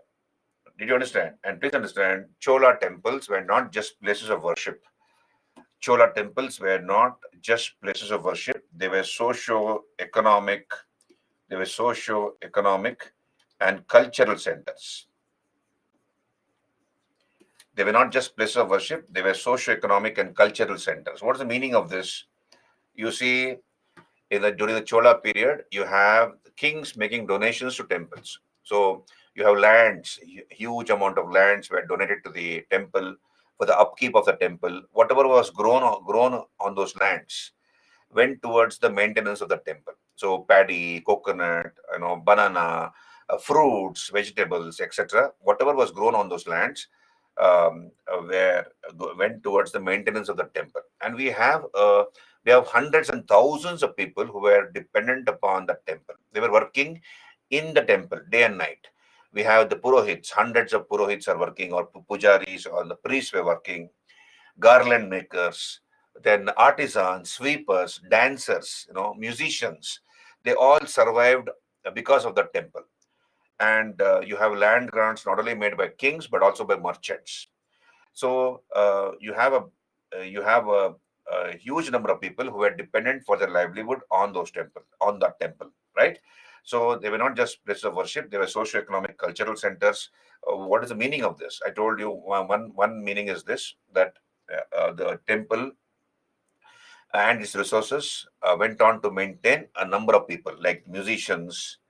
So we have musicians who played music in the temple, dancers, including Devadasis. Okay, Devadasis. Then we have Purohits or priests who were dependent on the temple. So Purohits, musicians, dancers, sweepers, or garland makers, artisans. So around the temple, a number of small scale and cottage industries were opened, shops were opened, which will cast bronze images, make bronze lamps, etc. Or the wick for the gods, ropes, flower makers, sweepers, etc. So all these people were dependent on the temple for their livelihood. And also they were, so Chola temples were socio-economic cultural centers in the sense that we have the panchayat. Understand this? Panchayat, the village panchayat might meet in a meeting in the holy precincts of the temple and may give its ruling there, judgment in the temple. A marriage may be solemnized in the temple. Marriage may be solemnized in the temple. Let's say, there's a girl called A. Let me take a hypothetical example. Let's say there's a girl called A. Okay, she's the girl, and somebody has seen this girl. Somebody from some family has seen this girl, and they're interested in bringing the girl home. In a sense, they would want to marry somebody in their family to that girl. So information is sent to the girl's family, right, by a middleman. Please bring the girl to the temple because the boy's side is interested in seeing your daughter, seeing the girl in your family. So the girl doesn't know about it. So the girl is dressed up, made to wear jasmine flowers, the traditional dress, etc. And then she will come along with her family members to the temple, supposedly to worship. The girl doesn't know what's happening. And only a few members in the family will be knowing as to why the girl has been brought to the temple. And the boys' side, somebody from the boys' side will also be coming to the temple. And then from a far distance, they will look at the girl. The girls, some of the family members of the boys' side will identify the girl and they'll say that's the girl, who's dressed in such and such a color dress, wearing jasmine flowers, etc. And let's say they like the girl, then they will take the matter further. So that is, they will come formally to the girl's house and ask the hand of the girl. They'll introduce themselves and tell that we have seen this girl, your girl. We are interested in marrying our son or somebody in our family to your daughter. And do you agree to this proposal? Let us say in the temple itself, they don't like the girl. They like some other girl. They have seen another girl from some other family. Let us say a week back. The matter is dropped. Nobody is hurt, isn't it? So, because if the boy side go to a girl's house and there, if they reject the girl, then it is an insult to the girl and her family members. What will the neighbors think? Many questions may be, asked about the girl or about her character. So, such things, it's a very delicate situation which has to be handled in a very responsible manner. So, and let us say they like the girl, they would want to go ahead with the marriage, and the girl's family also agrees to go ahead with the marriage, then the marriage may be performed in the holy precincts of the temple. You don't understand what I'm telling you, all of you. Hello, are you there with me? So this could happen, in the holy precincts of the temple. Then on certain occasions like festivals, like Shivaratri festival, where the entire night people are awake and they pray to Lord Shiva. There may be a dance program in the temple. There may be a dance competition where girls from various villages and towns have come to participate in this dance competition. Harikatha, that is the whole night. There is stories of the Lord which is sung, on important occasions like Shivaratri, etc. So that might take place in the holy precincts of the temple. So all these happened in a temple. So Chola temples were not just places of worship; they were socio-economic and cultural centers. Did you understand what I just now told you? Yeah, this even now happens. That is true. Checha, this even now happens. That is there. So programs can take place. So they were not just places of worship; they were made huge. They were made huge. So okay, fine. So this is Chola temples were not just places of worship; they were socio-economic and cultural centers. This is about Rajaraja Chola, right? This is about Rajaraja Chola, right? So he was succeeded by his illustrious temple, not auditorium, temple. In the temple, you have even now marriages are performed in temples. So even now marriages are performed. So in Chola temples, of course, marriages were also performed, not just of the god and the goddess. What you call Kalyanotsav or Kalyan, in the Kalyana Mandapa, where the god and the goddess are married. Even human beings, ordinary human beings like us, are also married. Were married during the Chola period, and even though it happens, right?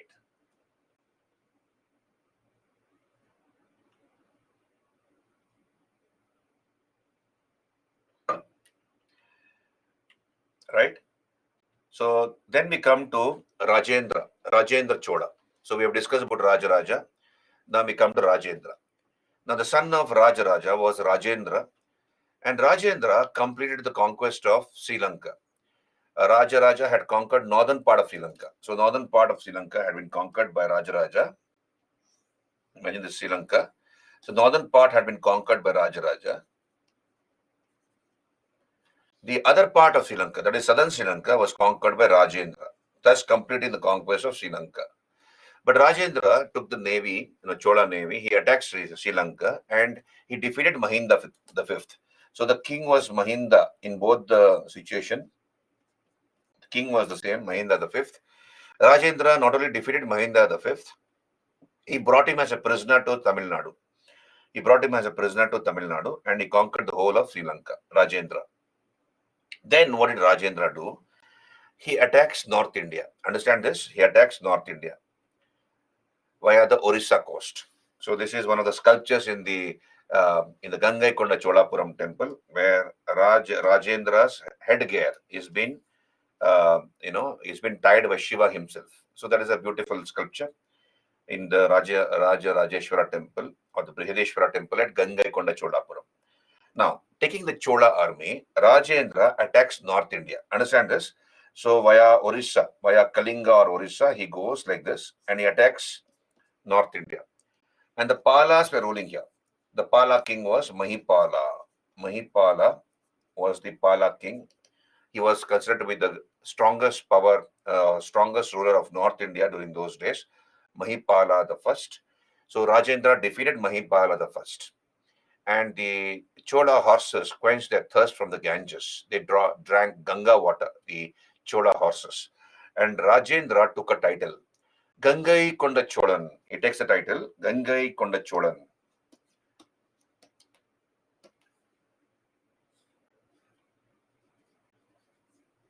Gangai Konda Cholan. That is, the Chola in English, it means the Chola who conquered the Ganga Valley. Who conquered the Ganga Valley. Gangai Konda Cholan. The Chola who conquered the Ganga Valley.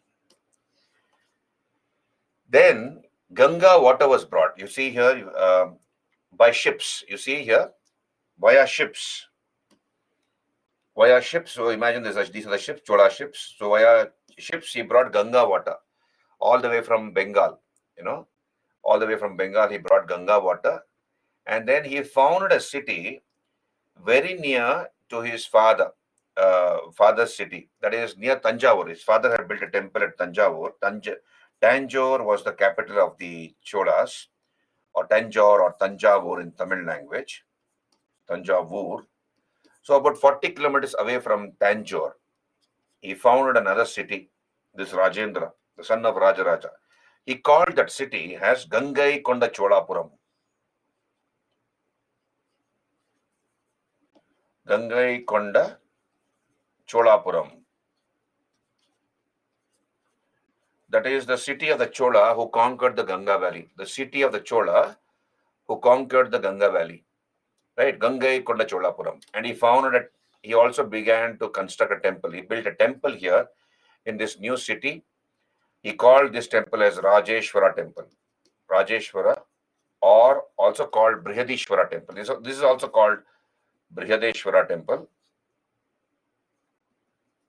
This is at Gangai Konda Cholapuram. Gangai Konda Cholapuram is in the Ariyalur district of Tamil Nadu. Ariyalur district of present day Tamil Nadu. And the highlight of this temple, the Gangai Konda Cholapuram temple, is it is bigger in size. It is bigger in size than the Brihadeshwara temple at Tanjavur, but not as tall as the earlier one. Rajaraja built the tallest temple in medieval India. This Gangai Konda Cholapuram temple, built by Rajendra, is bigger in size when compared to that of his father's temple. But then it is not as tall as the earlier one. So the main highlight of this temple is the gigantic Shivalinga. The Shivalinga here is 13 feet in height. 13 feet in height and 59 feet in circumference. The size of the Shivalinga, 15 feet in height, that is the height of the Shivalinga, and 59 feet in diameter. In diameter. So gigantic Shivalinga. This is about Rajendra. Now, Rajendra, are you there with me, all of you? So here, and of course, I told you when Jayasimha II of the Kalyana Chalukyas interfered in Vengi, he drove away Vijayaditya, and he saw to it that that his son-in-law Rajaraja Narendra is replaced on the Vengi throne. So Rajendra gave his daughter Amanga Devi in marriage to Rajaraja Narendra and replaced him on the Vengi throne by driving away Vijayaditya, who was being supported by the Kalyana Chalukyas. Clear? Did you understand that connection here? Just now I told you whatever I told you. I have spoken to you about the Kalyana Chalukyas or the Cholas interfering in the internal affairs of Vengi. So Rajendra's daughter was given in marriage to Rajaraja Narendra, that is Amanga Devi. And later he saw to it that Rajaraja Narendra is replaced on the Vengi throne. Okay, now you look at this map here on your screen. You see this map here on your screen? Right now, in the year 1025, in the year 1025, we have Rajendra Chola attacking Southeast Asia. He attacks Southeast Asia and conquers present-day Indonesia, Malaya, that is Malaysia, southern Thailand, and Cambodia, what is called Cambodia now. So he conquers all those areas. We need to understand what are the circumstances which led Rajendra to attack Southeast Asia and conquer that area. Okay, now let me explain that part.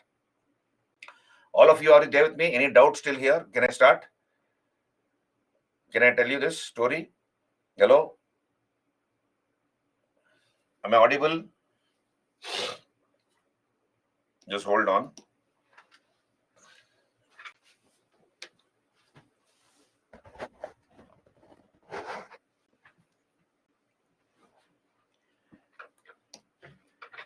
Right.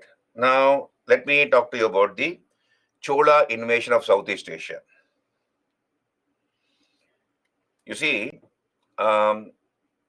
we have so here we have the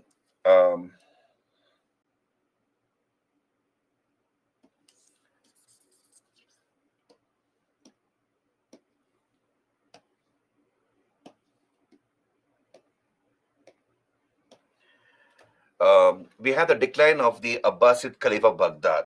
So you have the Abbasid Caliph, the caliphs of Abbasid, that is Baghdad. That was their headquarters, Baghdad in Iraq.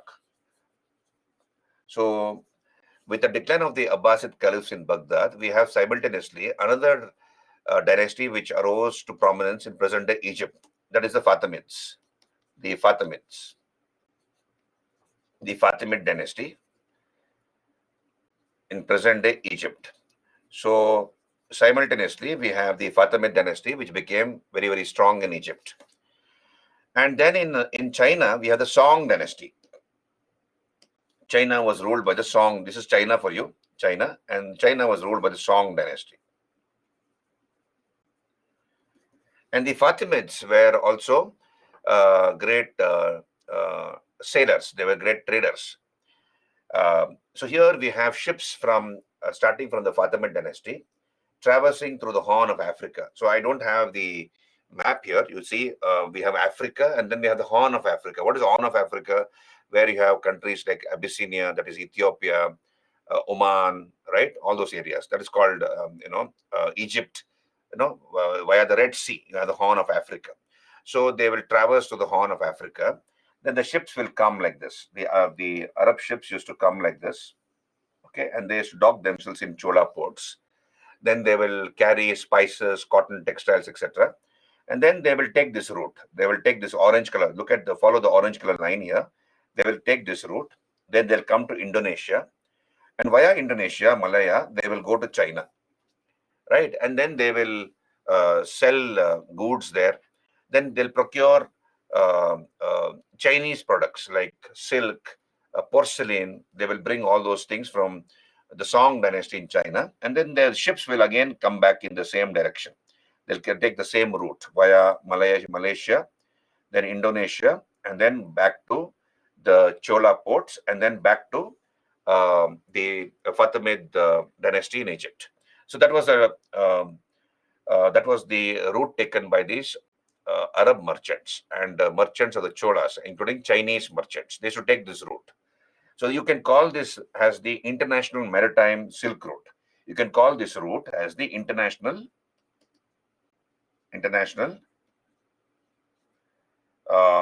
Maritime Silk Route. As important and as profitable as the Silk Route was in the post-Maurya period. But this is via the sea. So this was the route taken by the Chola merchants also. They had to pass through Indonesia. Did you understand, all of you? Okay. Now, clear till here, all of you. Now look here. There were three kingdoms in Southeast Asia. Around this time, there were three kingdoms in Southeast Asia. One was Srivijaya. Srivijaya kingdom. This was a Buddhist kingdom. I'll write B here. This was a Buddhist kingdom ruling over present-day Indonesia. The Srivijaya kingdom.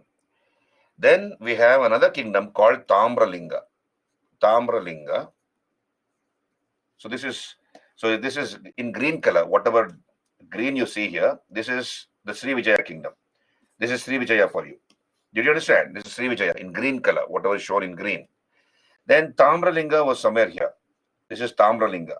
Somewhere here, this is Tamralinga. So this is Tamralinga, a small Buddhist kingdom. And another kingdom in this area was Khmer kingdom. The Khmer kingdom that is ruling over Cambodia, present-day Cambodia. So this is, the Khmer kingdom. This is Khmer kingdom here. This is the Khmer kingdom. Right. Are you clear till here? Srivijaya, which was a Buddhist kingdom. Tamralinga was also Buddhist. And Khmer kingdom was a Hindu kingdom. The largest Vishnu temple is in Cambodia, isn't it? Built by Suryavarman II of Cambodia. So the Khmer kingdom was a Hindu kingdom. Now, you see what happened is, we have in the Srivijaya kingdom, pirates which were operating in the ocean, in the seas around Indonesia. We have the local pirates. So they will loot the ships and then plunder them. So what happened is, the Srivijaya king would allow them to do it. He will give them some concessions, and he had not much control over those sea pirates. So that's what they acted independently. In other words, these sea pirates who operated around Indonesia, sea pirates. Now, since the Chola ships used to directly go via Indonesia, via Malaya, and then going to China, they would not stop over in Indonesia. So it was a loss for the Indonesian king, because only when they stop, he can collect taxes from the Chola merchants, who are traversing through his territory. So the Indonesian king, the Srivijaya king, began to encourage the sea pirates to force the Chola ships to dock in the ports of Indonesia, so that the Indonesian king can collect taxes from the Chola merchants. And this was a loss to the Chola merchants, because they did not want to stop. And I told you they had equipped their ships with strong hulls. Then they used to use the mariner's compass, and also they had a flame throwing weapon which was installed on their ships.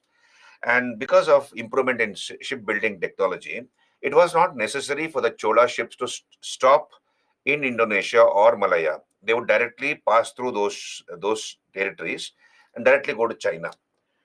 Now, once the Srivijaya king began to encourage his pirates to force the Chola ships to dock in the ports of Indonesia, it was a loss for the Chola merchants. So they went and complained to their king, Rajendra. So they told their king Rajendra that this is what the Indonesian king is doing. That's what we came to know. So please see to it that the king of Indonesia, the Srivijaya, doesn't stop us from our trade, for our free trade with China. So Rajendra sent an ambassador to the king, Sri Mara Vijayatungavarma. So Vijayatungavarma, Sri Mara Vijayatungavarma had died, and he was succeeded by his son Sangrama Vijayatungavarma. Sangrama was a king, King Sangrama Vijayatungavarma, the son of Sri Mara. But Sri Sangrama Vijayatungavarma did not care. So the Chola king was very, very angry with this, because it was a loss for his merchants. And many of these merchant guilds used to finance the Chola king. They used to give a lot of money, donations, etc. to the Chola king. And it was necessary for the Chola king to safeguard the interest of these trade guilds, the Tamil trade guilds and the Tamil merchants. So here, the Chola king was waiting for an opportunity. And then the opportunity came in 1025. In 1025, AD, there was a war which broke out between Srivijaya and Tamralinga and Khmer. So you have a war between Tamralinga and Khmer. Did you understand this? So I'll write here Tamralinga. I'll use another page. So in 1025 AD, a war broke out between Tamralinga, which was basically a Buddhist kingdom, versus Khmer, which was a Hindu kingdom. So when war broke out between these two kingdoms in 1025, we have the Khmer kingdom, which was a Hindu kingdom, which sought the help of the Cholas. So Cholas supported Khmer. Cholas supported Khmer because the Cholas were also Hindus. And obviously, when Cholas supported Khmer, we have Srivijaya who jumped to the side of Tamralinga. So Srivijaya was a Buddhist kingdom, isn't it? So Srivijaya came to the side of Tamralinga. So Srivijaya supported Tamralinga. So once this happened, we have seen this earlier. When Rajaraja was the Chola king, we have Rajaraja encouraging the king of Srivijaya, Mara Vijayatungavarma, to build a vihara at Nagapattinam. So there was good relations, cordial relations between the Cholas and Srivijaya initially. But because the Srivijaya king began to encourage these sea gypsies or sea pirates to force Chola ships into the waters of Indonesia or Srivijaya so that they can extract taxes, the relations got spoiled. Are you there with me, all of you? Can you raise your hand still now? Can I continue the story? Hello? Right. So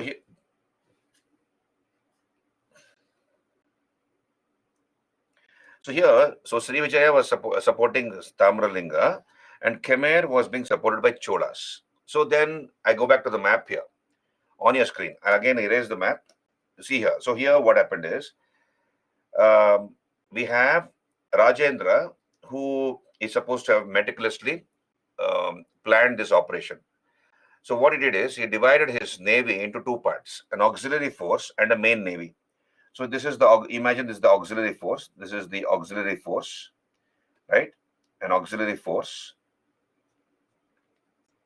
This is the auxiliary force, and this is the main navy here. The main navy is here. So what he did is he split his navy into two parts.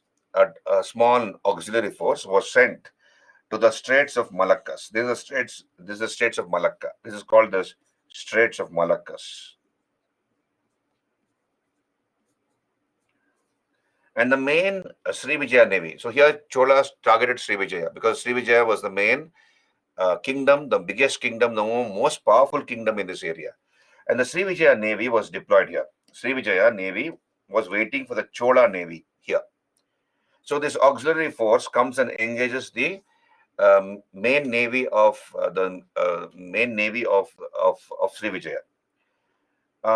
So here, when the naval battle was going on, we have Rajendra, who took his main navy and he sailed south of Sumatra. He sails south of Sumatra like this, right? And then he attacks Palembang.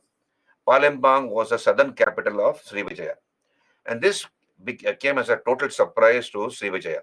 You know why? Because this attack happened in the midst of the monsoon season. The sea was rough.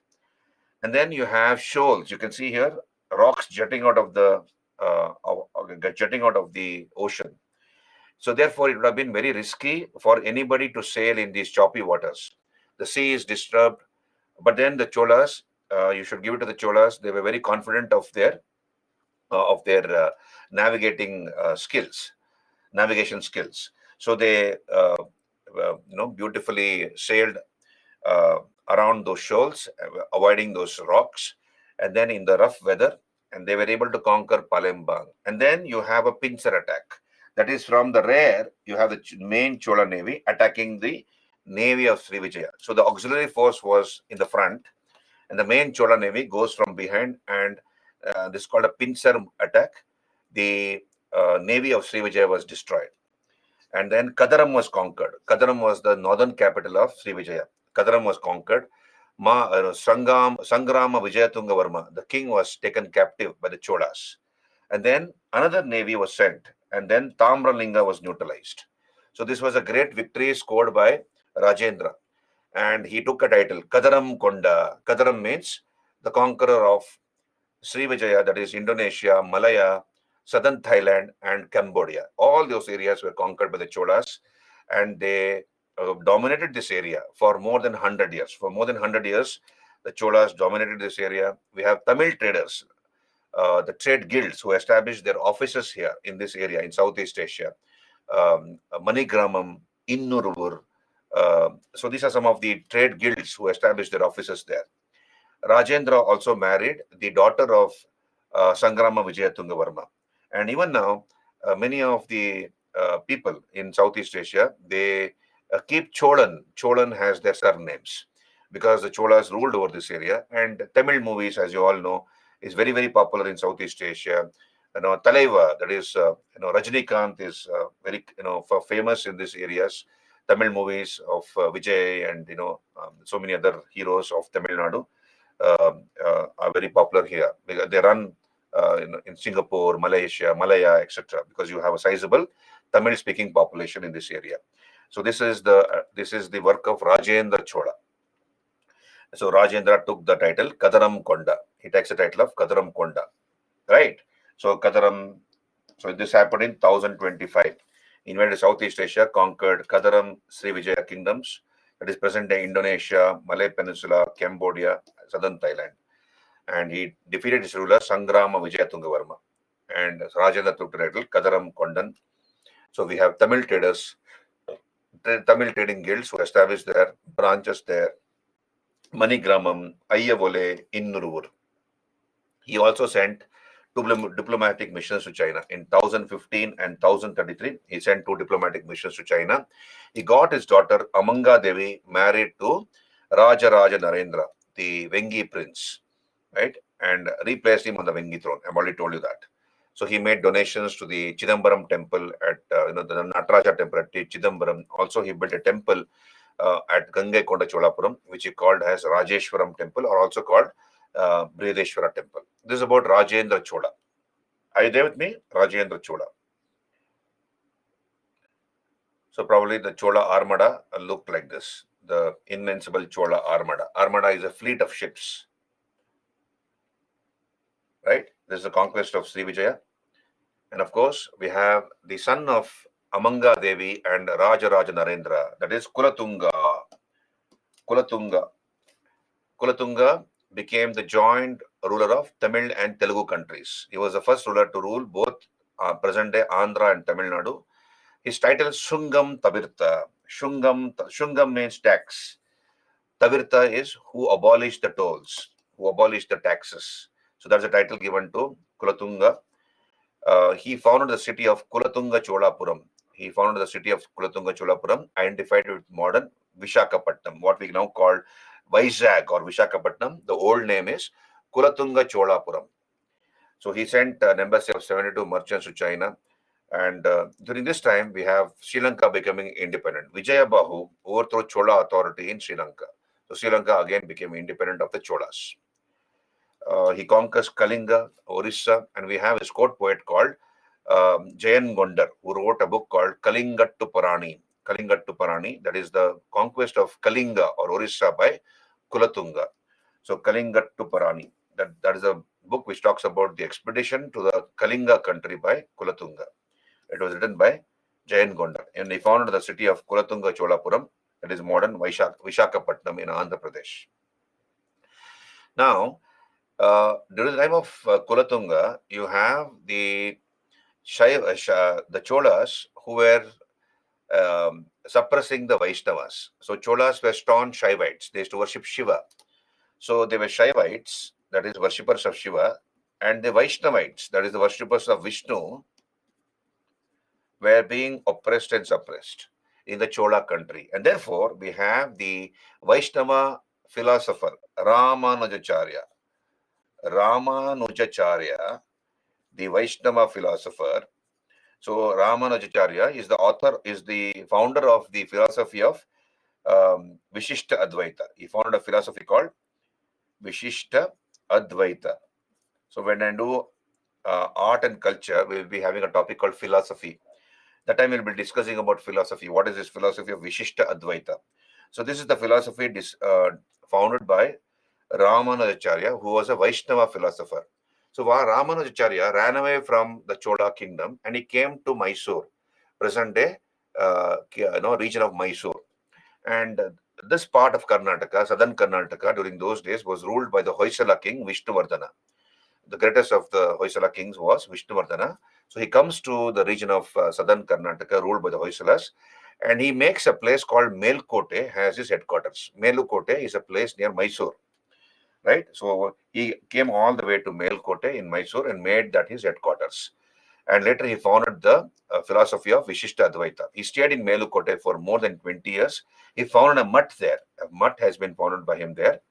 And after 20 years, after the death of Kulatunga, he went back to Tamil Nadu, Ramanujacharya. So please remember that. So to escape religious oppression on the part of the Shaivites, Ramanujacharya escaped from the Chola kingdom during the time of Kulatunga and took a short shelter at Melkote. Right? And of course, we have Kulatunga maintaining cordial relations with King Suryavarman II of Cambodia, who built the largest Vishnu temple in the world, the Angkor Wat. The Angkor Wat is the largest, historically, the largest Vishnu temple in the world. It's not in India, it is in Cambodia. So this is the picture of the Angkor Wat in Cambodia, built by King Suryavarman II of Cambodia. So Kulatunga had cordial relations with this king of Cambodia. Are you there with me, all of you? Right? Then we have Kulatunga III. Under him, the Chola authority, central authority became weak. He patronized Kamban, who wrote the Tamil Ramayana in Tamil language.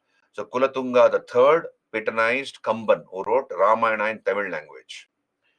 So then we have the rise of feudatories like the Kadavarayas and of course the Pandyas. So feudatories of the Cholas were Kadavarayas. They became more and more powerful. Once Kolatunga the first died, we have the Chola central authority becoming weak. As a result, we have the rise of the feudatories, the Kadavarayas, and also the attacks of the Pandyas. So, however, the Cholas continued to linger on till the 13th century, end of the 13th century. The last king was Rajendra III. So, you have the later Cholas attacked by the Pandyas in the south, and the Telugu Cholas and the Kakatiyas in the north. So, they attacked the Cholas. So Cholas were attacked in the south by the Pandyas. So Pandyas attacked them in the south, and in the north we have the Kakatiyas, and the Telugu Cholas. Telugu Cholas. They attacked the Cholas from the north. As a result, the Chola Empire collapsed like a pack of cards. And on the ruins of the Cholas, after the Cholas, we have two independent kingdoms which were born in South India, namely the Pandyas and the Hoysalas. We'll talk about the Pandyas and the Hoysalas in some time. Okay, so this is about political history of the Cholas. Are you there with me? We have many more things to discuss. We'll go for a break now so that I can maintain the continuity. This is the political history of the Cholas. Any doubts? Any clarifications before we go for a break? Any doubts? Any clarifications? So Rajaraj, so the main players in the Chola empire were Rajaraja and his son Rajendra. So please remember the achievements of Rajaraja and Rajendra. Avanish, today's PPT has not been uploaded. What about others? Today's PPT has not been uploaded. So I'll call the concerned people in the break and I'll inform them. Roshan says yes, it has been uploaded here. Roshan, please check the thing. Roshan, no. Okay, fine. I'll inform them. Can we meet at? No, the Ankush. I have told you at the beginning itself. There's no connection between the Sangam Cholas and the medieval Cholas. Definitely, there's no connection. Till now, we have not had any connection because we have a gap of almost 400 years between the Sangam Cholas and the imperial Cholas. There's no continuity of the Chola history, right? So Kadavarayas, they were ruling a part. They were feudatories under the Cholas, so they began to assert themselves.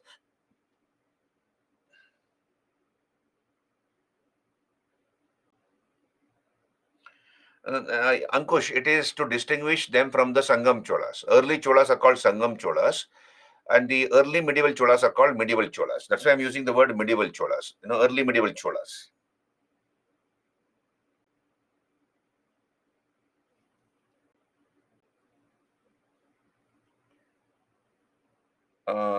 Watch recorded video. Sakshi says, watch recorded video in which there is option of PDF from there. We can download PDF. So that's what Sakshi is telling. Thank you for Sakshi for the information. This is for the class. So thank you, Sakshi.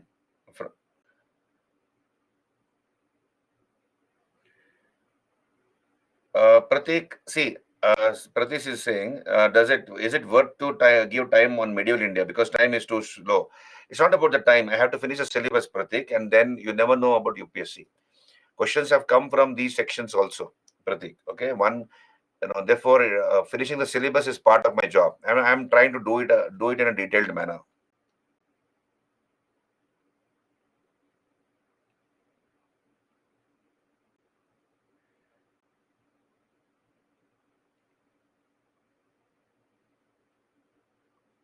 No, Kulatunga became the joint ruler of Telugu and Tamil countries. He began to jointly rule over Tamil Nadu and Andhra countries. Right, Ankush?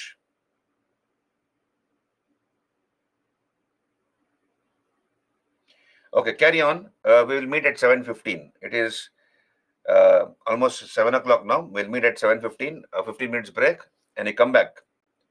Yeah, Ankush. Yeah. Come back at 7:15 sharp. I'll take your doubts after the break, Ankush. Right? Otherwise, I'll have to hold the class back. So go for your break, 15 minutes break, and come back.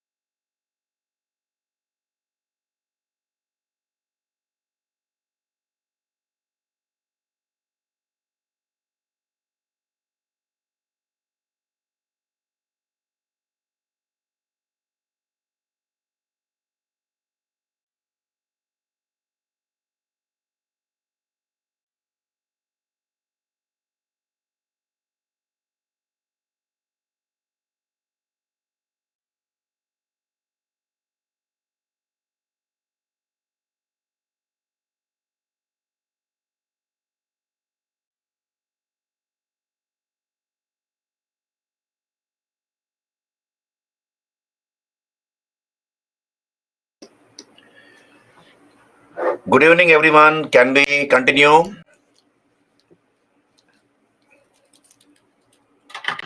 Thank you, Brajneet. Good evening, everyone. Can we continue the class? Yeah. After Kulotunga the third, Ankush, after Kulotunga the third, the central authority became weak. So we can say that later Cholas are those Cholas who came after Kulotunga the third, right? Ankush. And of course, somebody said that how many questions come from medieval India? We don't know, Mehtab. What I have noticed is for the last few years, UPSC has been asking equal number of questions from ancient and medieval. The emphasis earlier was only on modern Indian history and art and culture. Now, equal number of questions have been asked from ancient and medieval, and less number of questions from modern India and art and culture. So they have distributed it equally. So therefore, don't take ancient and medieval for granted. And even if they give you more questions from modern Indian history, you will not be able to answer all the questions from modern India, how much ever books you study, because somewhere the UPSC will find some novel question which is not for the answer for which is not there in any textbook which we refer.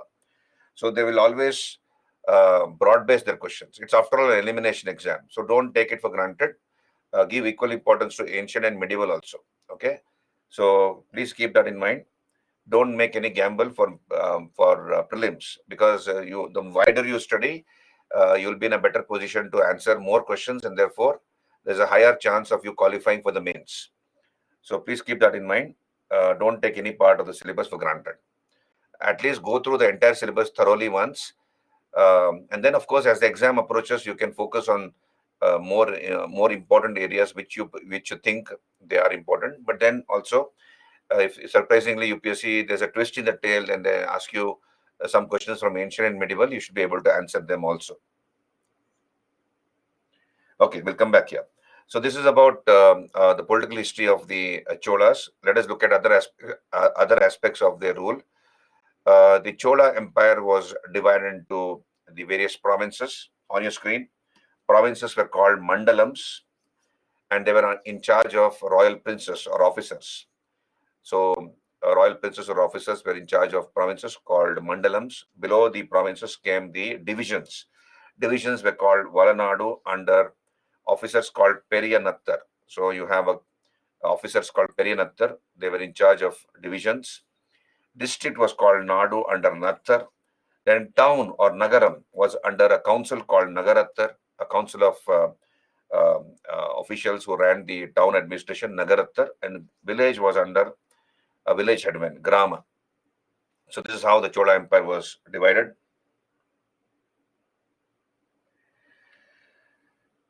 Gunjan, I'll try to complete as soon as possible. We lost 1 week of class because of technical issues and some health issues in my house. So 5 days of classes were lost.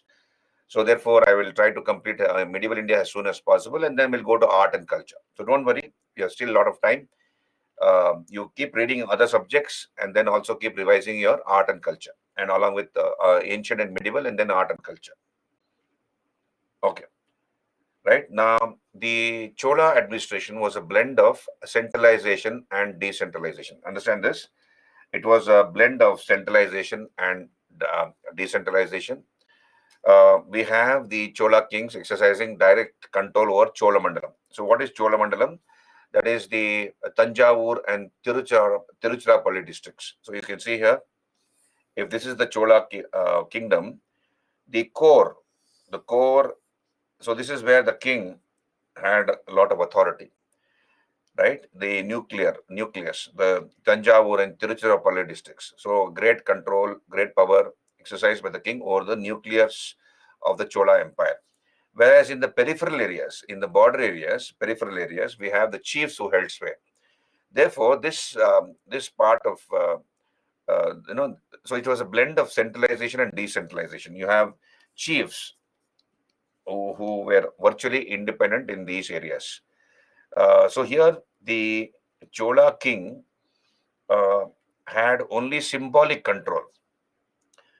He had only ritualistic or symbolic control over the chiefs.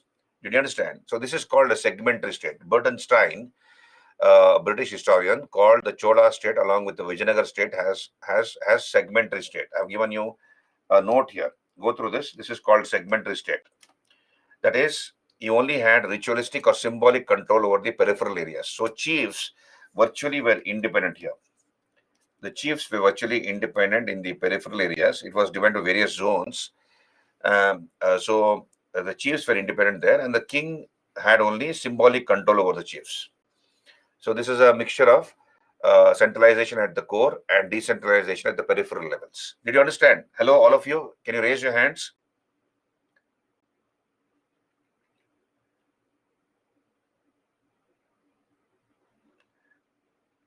Avanish, I have conveyed the information to the concerned person that, you know, so it should be, it has been uploaded, I was told. So Ankush, Shambhavi, see, I said over the core area, that is Cholamandalam, the king had great control, great powers, real powers. So he enjoyed real powers over the region called Cholamandalam, right? Whereas in the peripheral areas, the border areas, you have the chiefs who were virtually independent. They were virtually independent, and the king only had symbolic or ritualistic control over the. He had only ritualistic or symbolic control over the peripheral areas or the border areas. And this concept was given by a British historian called Burtonstein. Burtonstein was the one who called this. No, this is not a feudal system. Ankush, you cannot call this as a feudal system. In a feudal system, the king was the one who allotted the areas, right? And the feudal lords or the samantas had certain duties to perform towards the king. Like, for example, maintaining law and order in their area, collecting land revenue, acting as a judge. And when the king went to war, they will also assist the king in his wars. Right? That is how a feudal system worked. Whereas here, and also feudal lords also were transferable by the king. And such a system worked beautifully as far as the king was strong. And he was able to maintain control over the feudal lords, what is called Samanta Chakra. Right? We have seen that in the later Gupta and the post-Gupta period, the feudal lords began to assert themselves because the central authority had become weak. And it was the king who had allotted the lands. Whereas here, the king, the Chola king, had great powers over the core area. Core area is the Cholamandalam area, the Tanjavur and Tiruchirappalli districts. Outside that core area, the chiefs were virtually independent, and the Chola king only had symbolic or ritualistic control over the chiefs. He could not boss over them because they were virtually independent. Okay, so you cannot call it as a feudal system. No, they did not pay any taxes, Ankush. They, in a segmentary state, the chiefs did not pay any taxes to the king. It was only a symbolic or ritualistic control which the king had over the chiefs. So they virtually were independent, as I told you, right?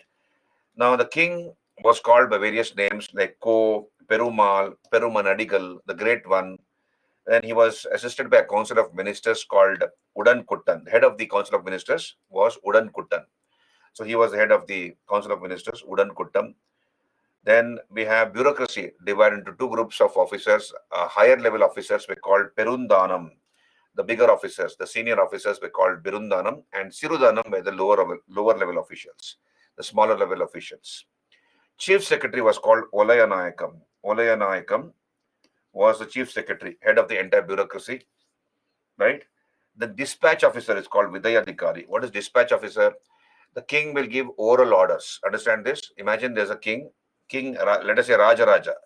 Raja Raja has given some oral orders that this is his order and this should be implemented. So who will draft that order? This person, Tiruvakya Kelvi. He will draft the oral orders of the king. He's something like the PA. He's like the personal assistant of the king. Nowadays, you have officers, IAS, IPS officers, ministers who will have their PA.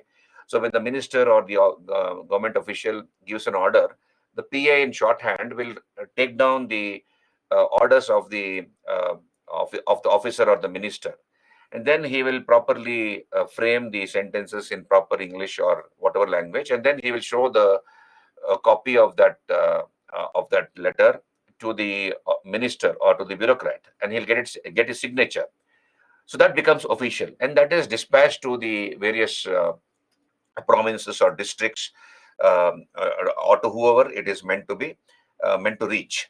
So Tiruvakya Kelvi drafted the oral orders of the king. He wrote down the oral orders of the king, and that was dispatched to the other provinces, divisions, districts, etc. by the Vidayadhikari, dispatch officer. Did you understand? Hello, right?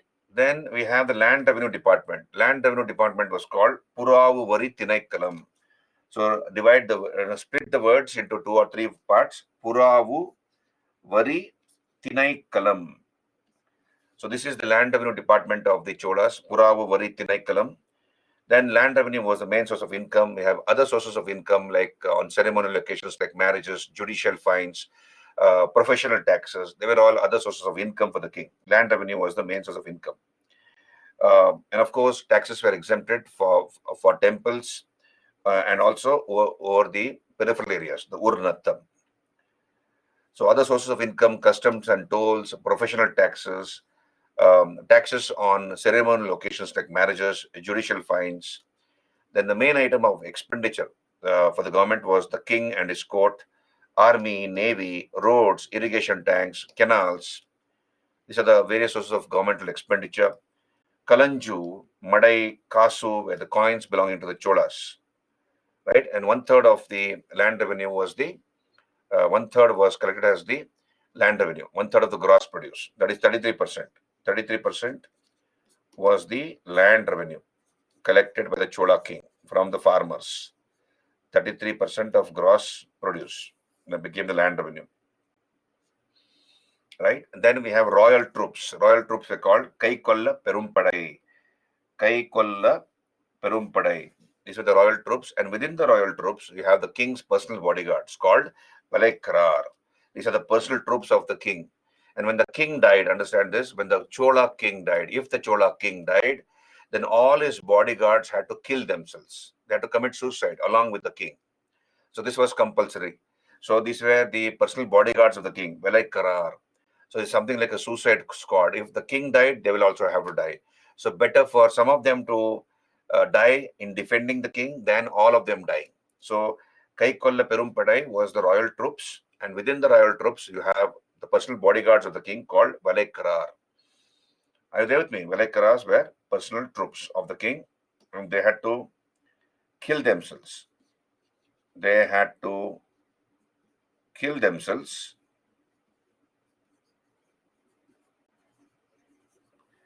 if the king died. If the king died, the Velekarar. Kadagams were military cantonments. Right. So here the Cholas were very tolerant rulers, though they were Shaivites. They equally tolerated Vaishnavites as well as Jainism and Buddhism. Of course, during the time of Kulatunga, we have suppression of the Vaishnavas by the Shaivites, and that resulted in Ramanujacharya running away from the Chola country. Minus that exception, generally they were very, very tolerant, the Chola rulers. Their religious preceptor, the religious guru was Karuvar Tevar. So he was the religious guru of the Chola kings. He was a Shaivite scholar, Karuvar Tevar, and their chief minister was a Vaishnava scholar. His name was Aniruddha Brahmarayar. Aniruddha Brahmarayar was a Vaishnava scholar. So you have toleration meted out by the Chola kings towards Buddhism and Jainism also, apart from Vaishnavism.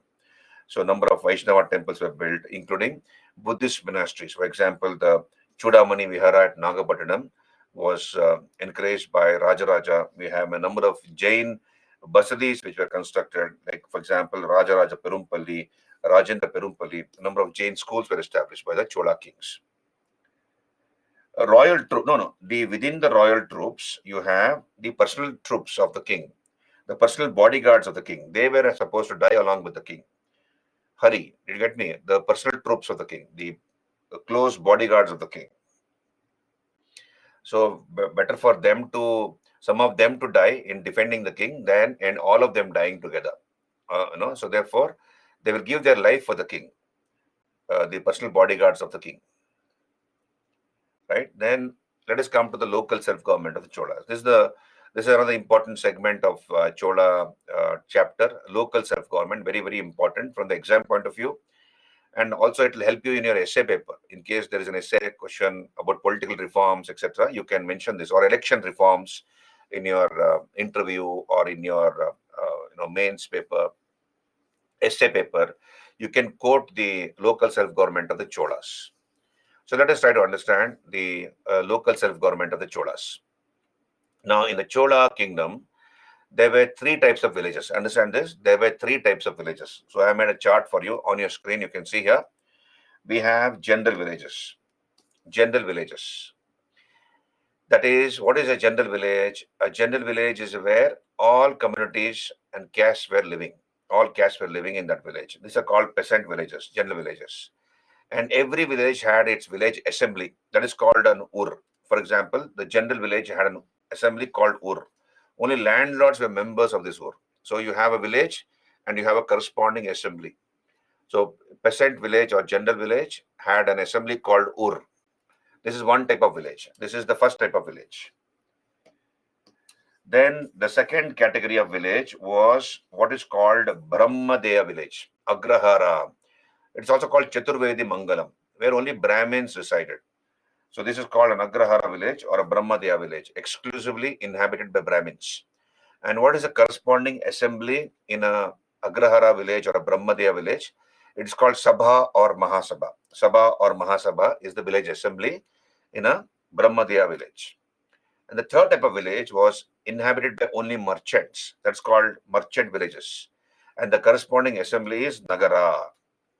Nagara is the corresponding assembly in a merchant village. So there were three types of villages. General villages or peasant villages where only landlords were members. That assembly of a peasant village or general village is called Ur. Second type of village is a Brahmana village. Only Brahmins were residing in that village. And the corresponding assembly in a Brahmana village is Sabha or a Mahasabha. The third type of village is a merchant village, only where merchants resided. And the corresponding assembly is called Nagaram. Now look here. The village assemblies perform the supervisory role. They only supervise the affairs of the village. Actual executive duties were done by committees. So I'll use a page here, separate page. Understand this? So village assemblies only had a supervisory role. They only did supervisory functions. They only generally supervised. Actual executive functions. So in a village, you have different types of problems, isn't it? Roads have to be repaired, or a new road has to be laid. There may be a donkey which has fallen off into the village well or the village tank. So that donkey the dead body has to be removed from the tank or the well. The well has to be cleaned so that again people can use that well, etc. Okay, so there are different types of problems in a village, or maybe the village gutter, the main gutter, or the drain has got clogged. That has to be unclogged and maybe repaired, and so on and so forth. So the actual executive functions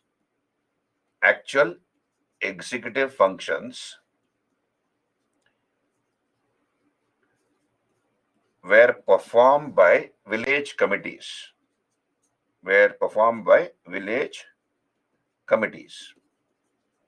So village assembly only had a supervisory role. Actual executive functions were performed by village committees. And these committees are called variums. Understand this? Village committees are called variums. Were called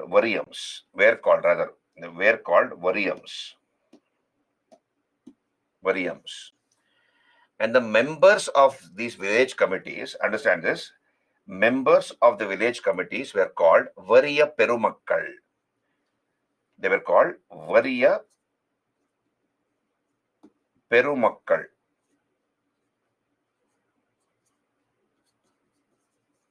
Who are Variya Perumakkal? Members of variums, that is village committees.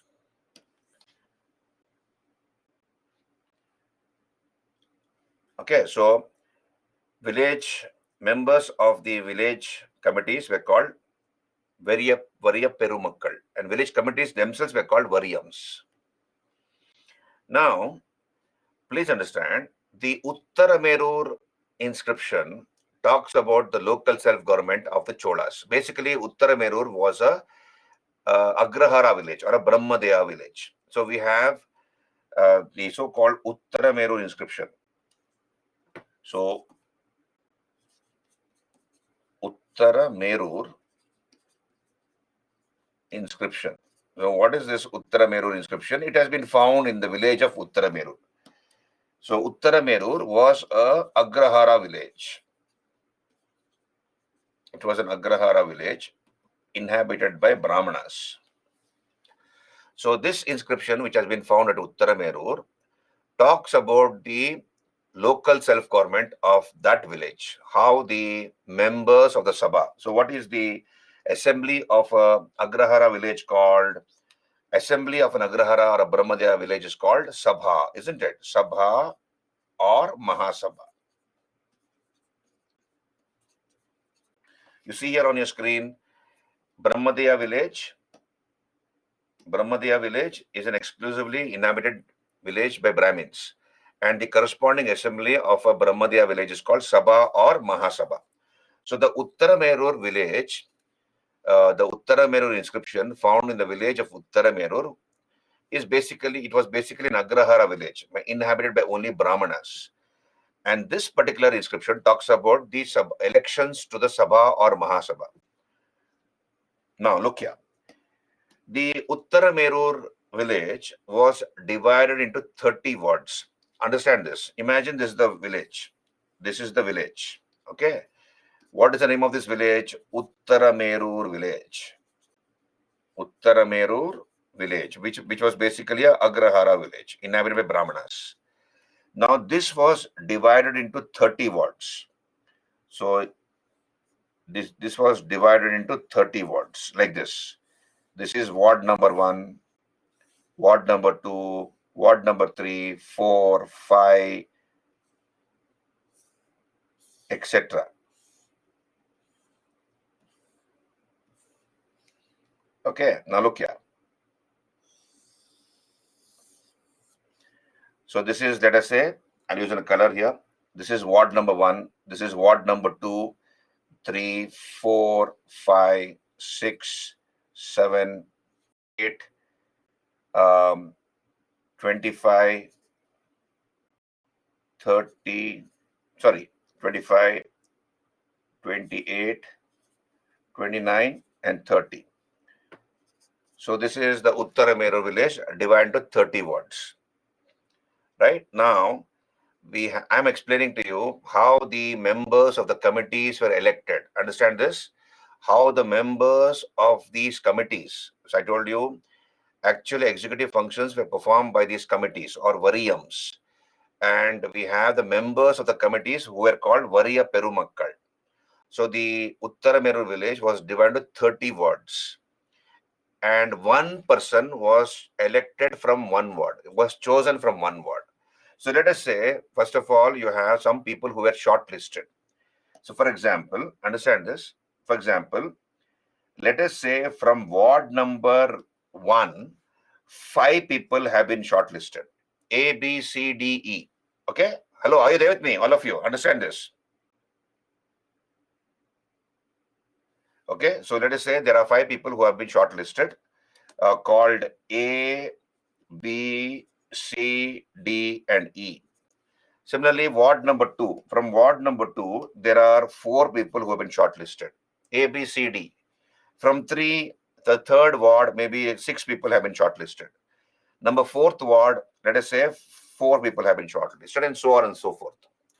Now, let us take the example of the first ward, ward number 1. Ward number 1, how many people have been shortlisted? 5 people have been shortlisted. A, B, C, D, and E.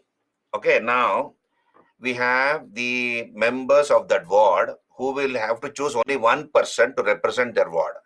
Totally, from 30 wards, 30 members will be going and sitting in those committees. Okay, now look here. So here we have the members of the people living in ward number 1, they will choose their candidate. So there are, I'll use another page, understand this. So we are taking the example of ward number one, right? Now look here. So you have A, B, C, D, and E. These are the people who have been shortlisted. Now elections will take place, and members of ward number one will elect. How do they elect? They will write the name of their candidate on a palm leaf. So let us say this is the palm leaf. This is the palm leaf, right? So you have so many dry palm leaves, and people will come and they will mention the name of that person on that palm leaf. And there's one pot. There's a pot. This is called kuduvalai. Okay, this pot is called kudovalai. Sorry, just hold on. This pot is called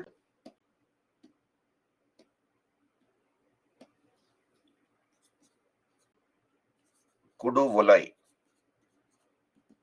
Okay, so let us say one person comes and he will mention A as his candidate. He will mention A on that leaf and he will drop that leaf into this pot and he'll go away. So similarly, others will vote. Another person has voted B, another person has voted C, etc. So they will drop all those leaves into that pot. Okay, so election is over. Recently we elected, for example, see, I also have elected, right? Like that. Nowadays we have, that um, um, indelible ink is put so that there's no duplication, and then we have to press that button, right, to whichever party we are voting, or candidate which we are voting against, that party symbol. So these people will write the name of the candidate and they'll drop that leaf into that pot. Now, once all the members of ward number one have cast their ballot or voted into that pot, a boy who was standing in that crowd, randomly, a 5-year-old boy, about 5-year-old boy, is randomly picked up from the crowd. He's asked to come. So that boy is brought, and that boy's eyes are tied. His eyes are tied, and he's asked to, pick up one leaf at a time. So that boy will pick up one leaf, right? And then whatever has been mentioned on that leaf, the name of the candidate, that is shown to everybody.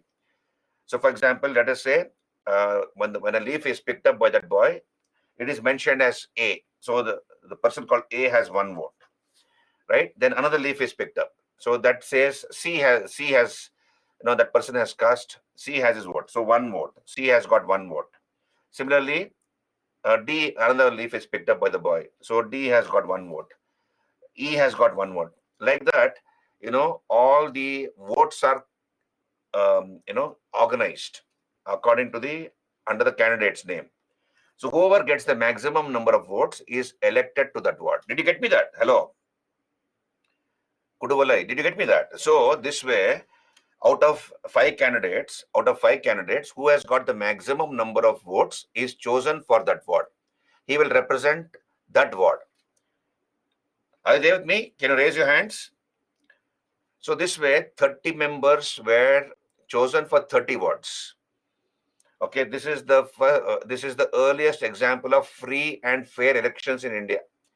Earliest example of free and fair elections in India, the Kuduvalai system. Right now, the Uttara Merur village, understand this. So it had 30. Understand this. The Uttara Merur village had 5 committees. The Uttara Merur village had 5 committees with 42 members. So 42 members had been elected. Okay, and these 42 members were divided into 5 committees. So on your screen, you can see the committee members were called Variya Perumakkal, as I told you. So these are the following committees into which these members were organized under various committees. So Eri Variyam, tank committee. Eri in Tamil is tank committee. 6 members would be in the Eri Variyam, tank committee. Panchavariyam means tax committee. Tax, 6 members. Pon Variyam, Pon is gold. 6 members were members of the gold committee. Then Tottavariyam, that is gardens and roads. 12 members were part of this gardens and roads committee. And Samvatsaravariyam is annual committee, 12 members. When you add all this, it becomes 42. 6, 6, 6, 12, and 12. When you add, it is 42 members. So 42 members divided into 5 committees. So here, you see here, the Uttarameru village was divided into 30 kudumbus or wards, right? And 30, each ward was to nominate its members to the village council. And this was chosen through what is known as Kuduvalai system. And totally, there were 6 variums. Totally, there were 6 variums like Eri varium, Pancha varium, Pon varium, Totta varium, Samvatsara varium, and Puraru varium. That is the land revenue system, Puraru vari system, right? So there were 6 committees, but in the Uttara Meru village, basically there were 5 committees divided into 42 members. So this is how the system worked, and these committee members looked after the affairs of uh, the the village of Uttaramerur. Are you there with me, all of you? Fair, yeah, fair vote. This is fair voting. Clear, all of you? Clear? So now I'll come to that. Just hold on. No, so they will collate and organize the number of votes gained by each candidate, and whoever has gained the highest number of votes, he will be chosen for that ward. Now we have in the year 919. So you can see here on your screen, members of the village committee were elected by a specific procedure called Kuduvalai system, pot ticket collection system. You see here, people are putting their vote into that pot. They have written the name of the candidate on that palm leaf. Then the number of votes was counted, and accordingly that person was elected, whoever has secured the highest number of votes. Now, in the year 1980, we have the king Parantaka the first. He noticed that there were certain flaws in this system. There were certain defects in this system, this voting system. What are the flaws he noticed? He noticed that people from neighboring villages, understand this, you have the Uttaramerur village, which has its Sabha or Mahasabha. Committee members have to be elected to the committee of to the committees of Uttaramerur. But people from other villages are coming and contesting in the elections of Uttaramerur. They're not part of that village. They are not residents of that village. Brahmins from some other villages are coming and contesting in the elections of Uttaramerur village. He noticed that. Then you have no age limitation. Very young boys are coming and contesting. Very old people are also coming and contesting to the committee positions. Then you have people with dubious distinctions, dubious character, criminals, drunkards, right? Um, um, and people who were involved in other types of crimes. They were all coming and contesting, and also illiterate people are coming and contesting. So he noticed all these flaws. So system had certain flaws. Possibility of non-locals getting elected. No specific age limitations. Possibility of criminals, those with bad conduct, illiterate people coming and getting elected to the Uttaramerur village committees. So he noticed all these flaws. 2 years later, that is in 921, Raja Parantaka, the king Parantaka, the Chola king, issued another inscription. And in this second Uttarameru inscription, he brought out certain qualifications and disqualifications so that he can remove these defects. So what are the qualifications required for people to contest in these committees? What are the qualifications? On your screen, you can see here, that person, she should be a resident of that village. He should be a resident of that village. He should have a house in that village, or he should have a piece of land in that village. So first of all, he should have a house or 1/4 valley of land. He should be a landlord. He should be owning some piece of land in that village. In other words, he should be a resident of that village. That is number one. Number two, age limitation was fixed. Minimum 30, maximum 70. So minimum age 30 to contest the elections to the committees, maximum 70. So age limit between 30 to 70. That was fixed. Then he must be well versed with the Shastras. That is, he must be knowing the Vedas and the Dharma Shastras. He should not be an illiterate person. He should know how to read and write. He should have knowledge of the Vedas and the Dharma Shastras, law books. Dharma Shastra means law books.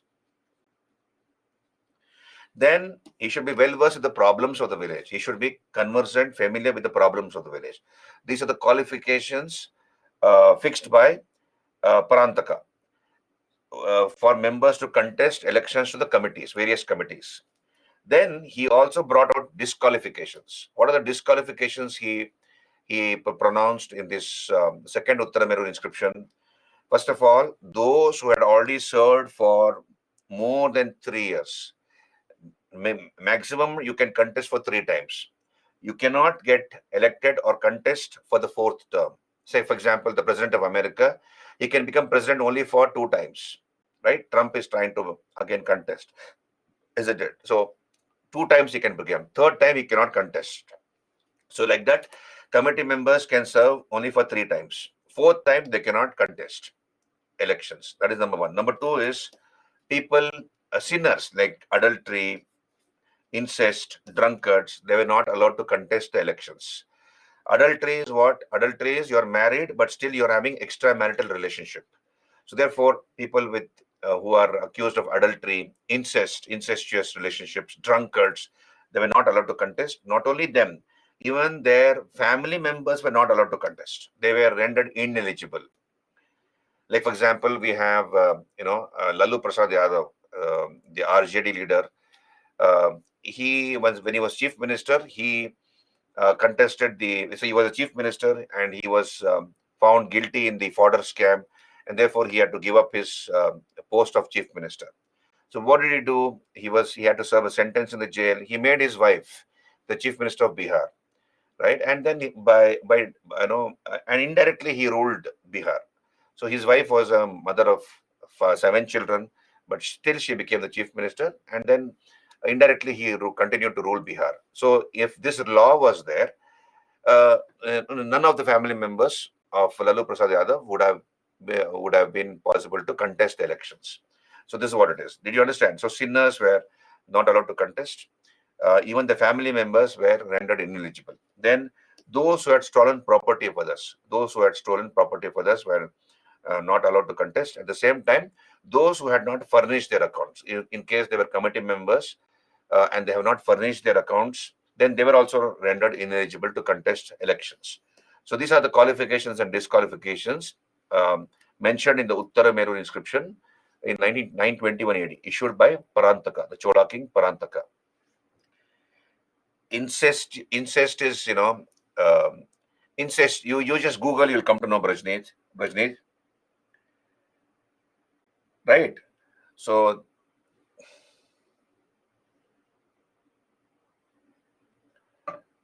incest is having sexual relations with your with a sister or a cousin sister, like that's called incest, right? That's called incest.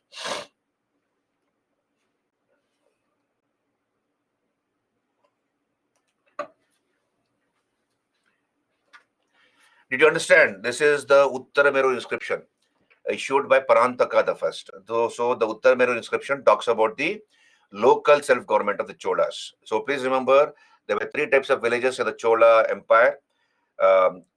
Peasant villages or general villages. The assembly was Ur. Then we have Agrahara villages or Brahmadeya villages inhabited by only Brahmins. The assembly was called Sabha or Mahasabha. And the third type of village was inhabited by merchants called Nagaram, right? The assemblies only had a supervisory role. The actual executive functions were performed by various committees. And depending upon the number of committees and the number of functions to be performed, the number of committees varied. So some villages, if they had more functions, they'll have more committees. And committee members were elected. So the village was divided into various wards, and only one person was chosen from one ward through the Kudavalai system, pot ticket collection system, right? And then you have qualifications and disqualifications mentioned by Parantaka in his Uttar Meru inscription. This is about the local self-government of the Cholas.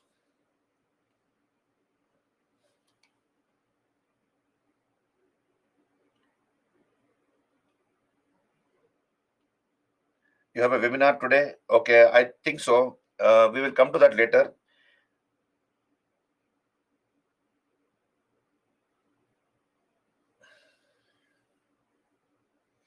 I'm not sure about that, Hari. I'm not very sure about that, right? Okay, we'll move on to the next dynasty. So here, few more information.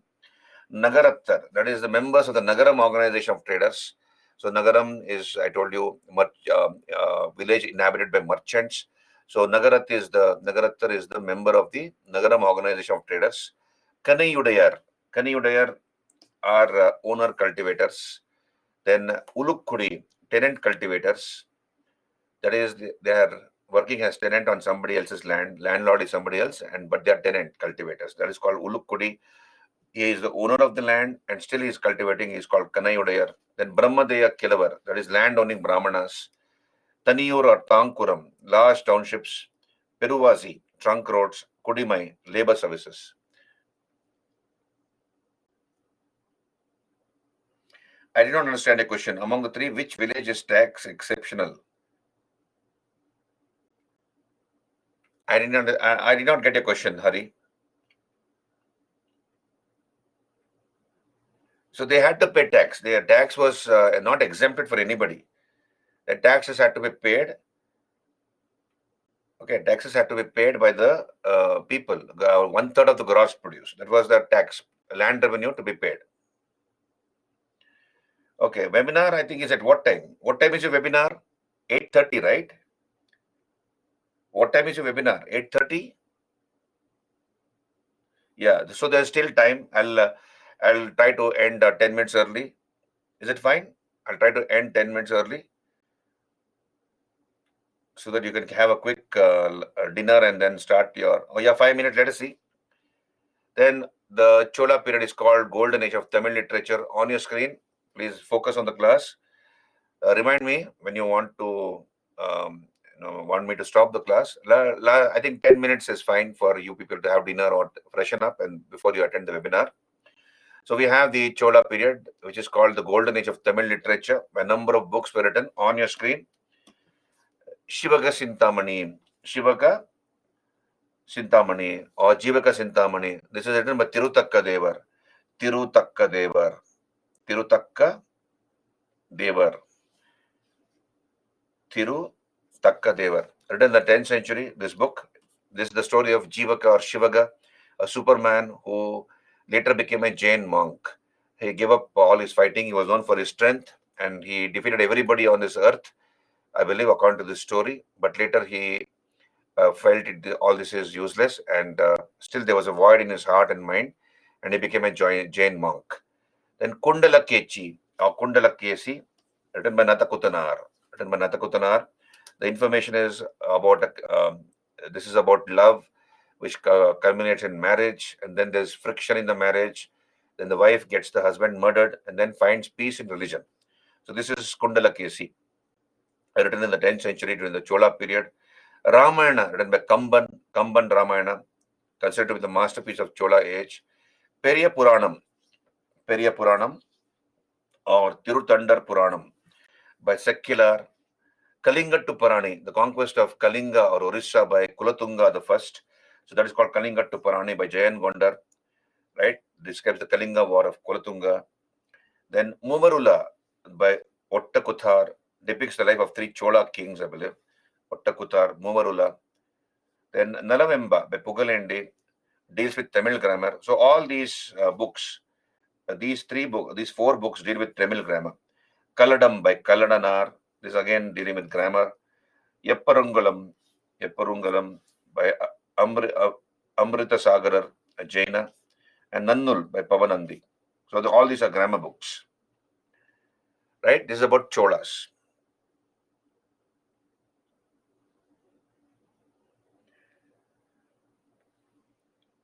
No voting age was not there for ward members. Of course, only the males voted. Hari, yeah, thanks for asking this question, Hari. Only the males voted, not the women. Women did not vote. Only the males voted. Voting age was not there. Only for the members. Only for the committee members contesting the elections for the committees. Age limitation was only there for them, not for the voters. Right. Then we come to the Pandyas.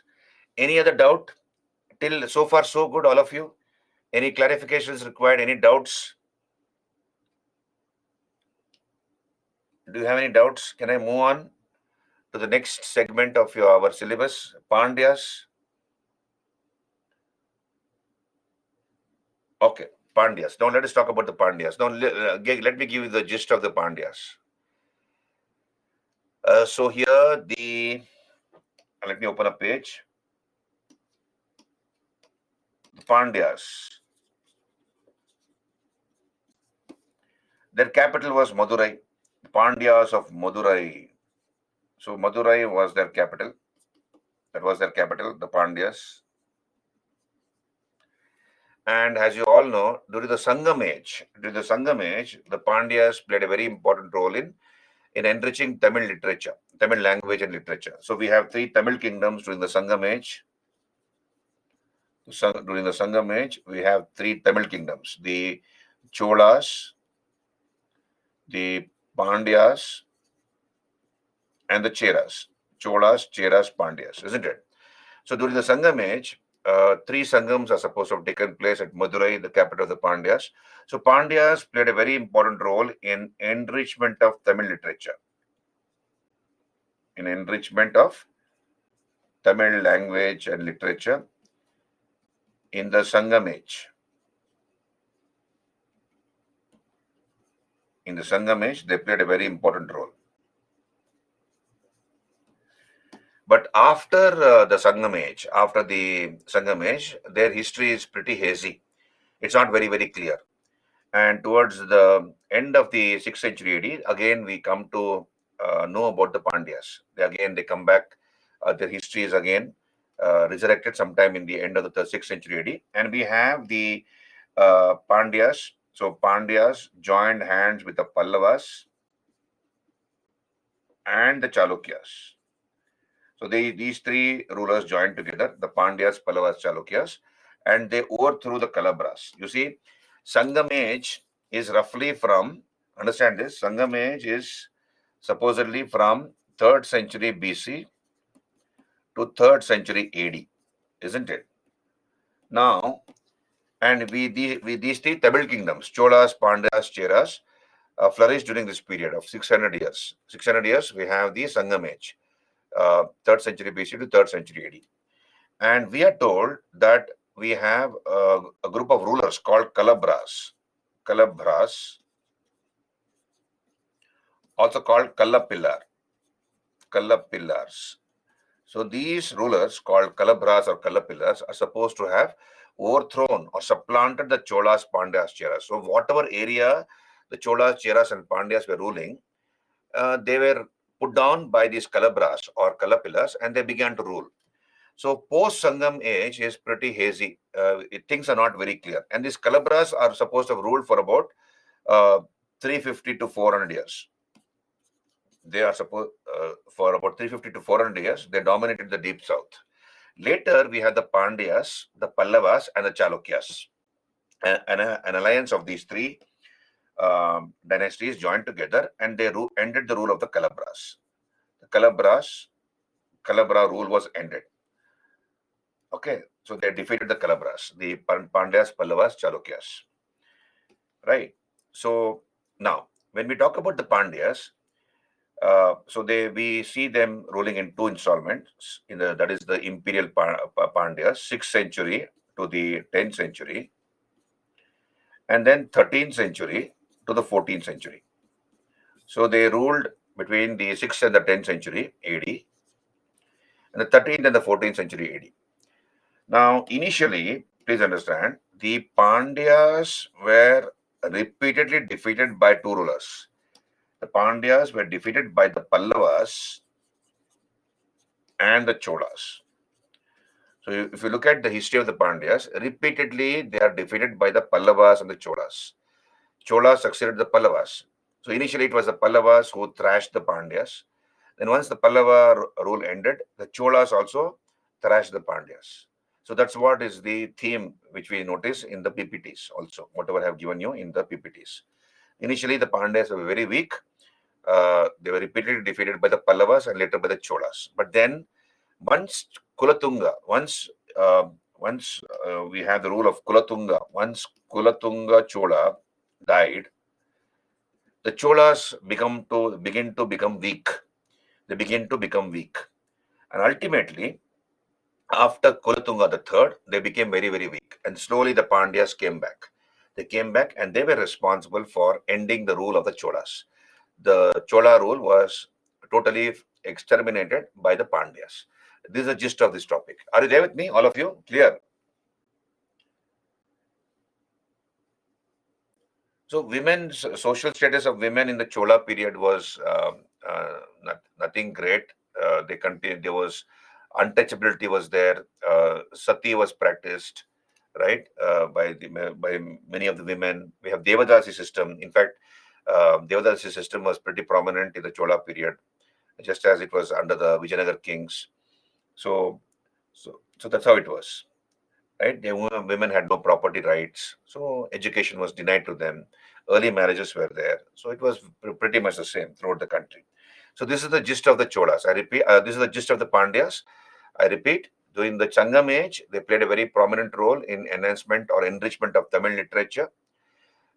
Then post Sangam age, we don't have much information about the Pandyas because the history of the Deep South is pretty hazy. Later, we have the Pallavas, the Pandyas, and the Chalukyas joined together. They overthrew the rule of the Kalabras, and then again the Pandyas came back. But then Pallavas and Cholas repeatedly defeated the Pandyas. Ultimately, once Kulatunga Chola died, the Cholas became weak, the central authority became weak, particularly after Kulatunga III. Then the Pandyas were able to uproot the Cholas. And 13th and 14th century, between the 13th and 14th century, we have the domination of the Pandyas. But then please understand, we have the attack of Alauddin Khalji on South India. So Alauddin Khalji sent his general Malik Kafur. So when the Pandyas were ruling, Tamil Nadu during those days, and there was a civil war going on in the Pandya country. Two brothers were fighting for the throne, and Malik Kafur attacked Madurai, the capital of the Pandyas. Sundara Pandya ran away without a fight, but later their uncle, Sundara Pandya, and Veera Pandya's uncle, Vikrama Pandya, fought against Malik Kafur and defeated Malik Kafur. So the attack on the Pandya kingdom by Malik Kafur was not fully successful. It was only partly successful. Of course, Malik Kafur also looted the Pandya country. So Pandyas, they dominated the 13th century region of Tamil Nadu, in Tamil Nadu, 13th to 14th century. Right. This is about the Pandyas. We come back here, discuss about the Pandyas. So fish was their emblem, as you can see. Fish, a type of fish called carp. That was their emblem. And of course, we have the famous Meenakshi temple at Madurai. It was built by Kulashekara Pandya.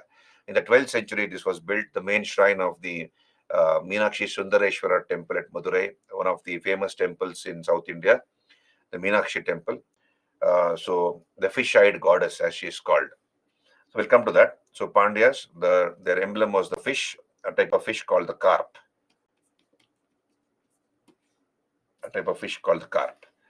Right? So you can see here on your screen the map. The Pallavas were succeeded by the Cholas. And then we have the Pandyas also ruling simultaneously. Initially, the Pallavas and then the Cholas thrashed the Pandyas. They defeated the Pandyas repeatedly. But later, the Pandyas were the persons responsible for overthrowing the Cholas. So Pandyas, as we have seen, they made a remarkable contribution towards the development of Tamil literature during the Sangam age. In the post-Sangam period, their history is enveloped in confusion. And later we have the Pandyas vying with the Pallavas and the Chalukyas for domination of South India. So let us look at the political history. I think I have time for only discussing the Pandyas today because you have a webinar at 8:30, but we'll discuss the Pandyas and then we will call it a day. The Kundungon. So Kundungon is the first king of the Pandyas. He is supposed to have liberated the Pandya country from Kalabra domination. So the Kalabras were ruling deep south. Kundungon, along with the Chalukyas and the Pallavas, overthrow the Kalabras. And he makes Korkai his capital. Korkai on the banks of the Tamiraparni River in the Thoothukudi district of Tamil Nadu. So on the banks of the Tamiraparni River in the Thoothukudi district of Tamil Nadu, that was his capital, Korkai. And Hyun Sang visited South India during his period. Of course, he never personally visited the Pandya country. Hyun Sang, who came during the time of Harshavardhana. So Hyun Sang talks about the Pandya country. He calls the Pandya country as Malakota or Malakutta. So Malakota or Malakutta, and he says that Buddhism was weak. It was in a moribund condition. Buddhism was weak in the Pandya country. That's what he says. Hyun Sang visited South India, though he personally did not visit the Pandya country. Then Arikesari Maravarman, the fourth king of this dynasty, Arikesari Maravarman. That is the time when we notice the Pandya Pallava feud. The fight between the Pandyas and the Pallavas began during his reign. During the period of Arikesari Maravarman. Then another king, Kochadayan Ranadhira, he's supposed to have conquered the Kongu country. Kongu country is, southeast Tamil Nadu. Sorry, Kongu country is western Tamil Nadu. Um, West Tamil Nadu, southeast Karnataka, and parts of Kerala. This is called Kongu country. So he's supposed to have conquered the Kongu country and took the title Kongar Koman. Then the greatest ruler, or rather the greatest imperialist, who was a great conqueror of this dynasty, was Nedun Jadayan. Varaguna the first, also called Nedun Jadayan. He was the greatest imperialist of the dynasty. And we have this grant called Velvekudi Grant. Velvekudi Grant talks about his military achievements. He's supposed to have defeated an alliance of the Pallavas, the Cheras, and the kings of Kongu. And he conquered the present regions of Salem, Tiruchirappalli, Tanjavur districts. So Tanjavur, Tiruchirappalli, Salem, Coimbatore, all those 8 districts were conquered by him. Varaguna the first, or Nedun Jadayan. Then Srimara Srivallabha, he was defeated by the Pallava king Nandivarman III. So please remember the gist of whatever I've told you. Initially, the Pallavas repeatedly defeated the Pandyas, and later the Cholas also defeated the Pandyas. So that's what I wanted to remember. So Srimara Srivallabha was defeated by the Pallava king Nandivarman III, who took the title of Tellari Randa. He defeated him at Tellaru. Then Varaguna Varman II, he was again defeated by the Pallava king Aparajita. So like this, they keep on getting defeated, the Pandyas.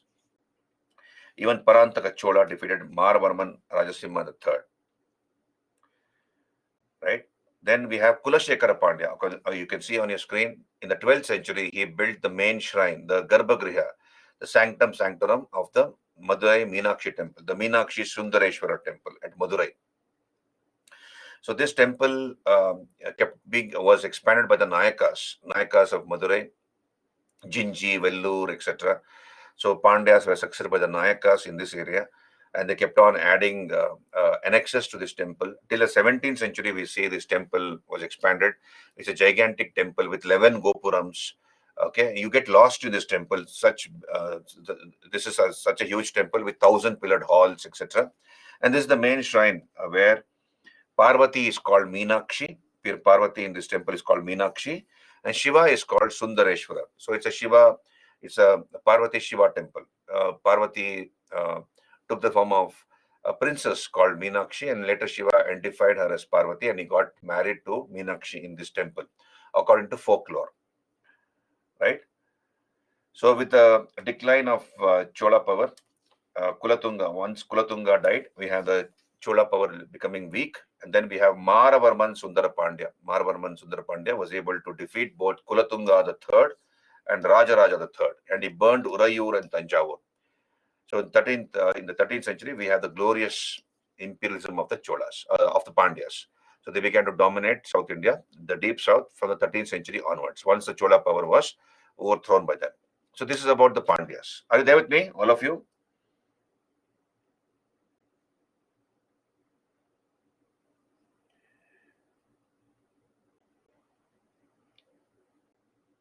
Yeah, Devadasis, of course. Devadasis were exploited.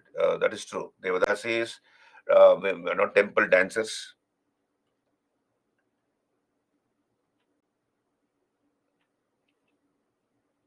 What is the doubt, Aditya? What do you want me to write, Aditya? Can you be specific? Yeah, wherever it is, of course. I have tried to cut down as much as factual information as possible, Brajnesh. Kongu is, yeah, I'm coming to that. Kongu country is Western Tamil Nadu. Western Tamil Nadu.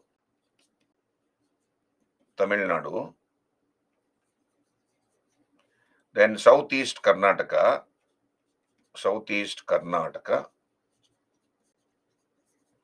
and parts of Kerala. That's called Kongu. Parts of Kerala.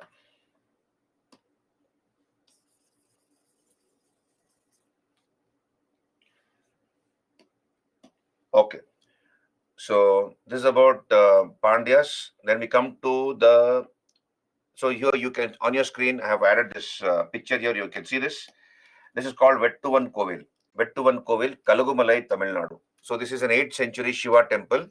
Entire hill, understand this, entire hill, a rocky hill, has been carved from top to down into a temple. This is a Shiva temple. This was a tradition which was begun by the Pandyas. And then we notice the Pallavas, they built structures at Mamalapuram.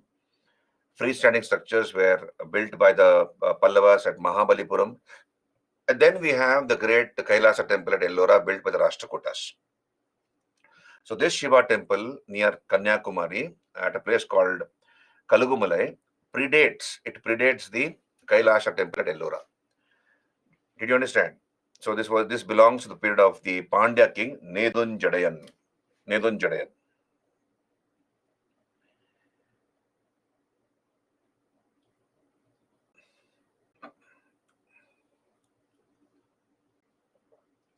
Yes, Ram, they existed simultaneously in the deep south. I told you, along with the Pallavas and the Cholas, they come back sometime at the end of the Kalabra rule. Sometime from the 7th century AD, they begin to rule. The Pandyas, they come back, right? Did you get it, me? Did you get me, Ram? Are you there with me? Okay. Then we come to the Hoysalas. So can we go? Can I call it a day? I don't have. Can I continue, or you want me to stop the class because you have a webinar at 8:30? It is 8:16 now. We can start. We can continue with the Hoysalas tomorrow. Roshan says continue. Okay. So then.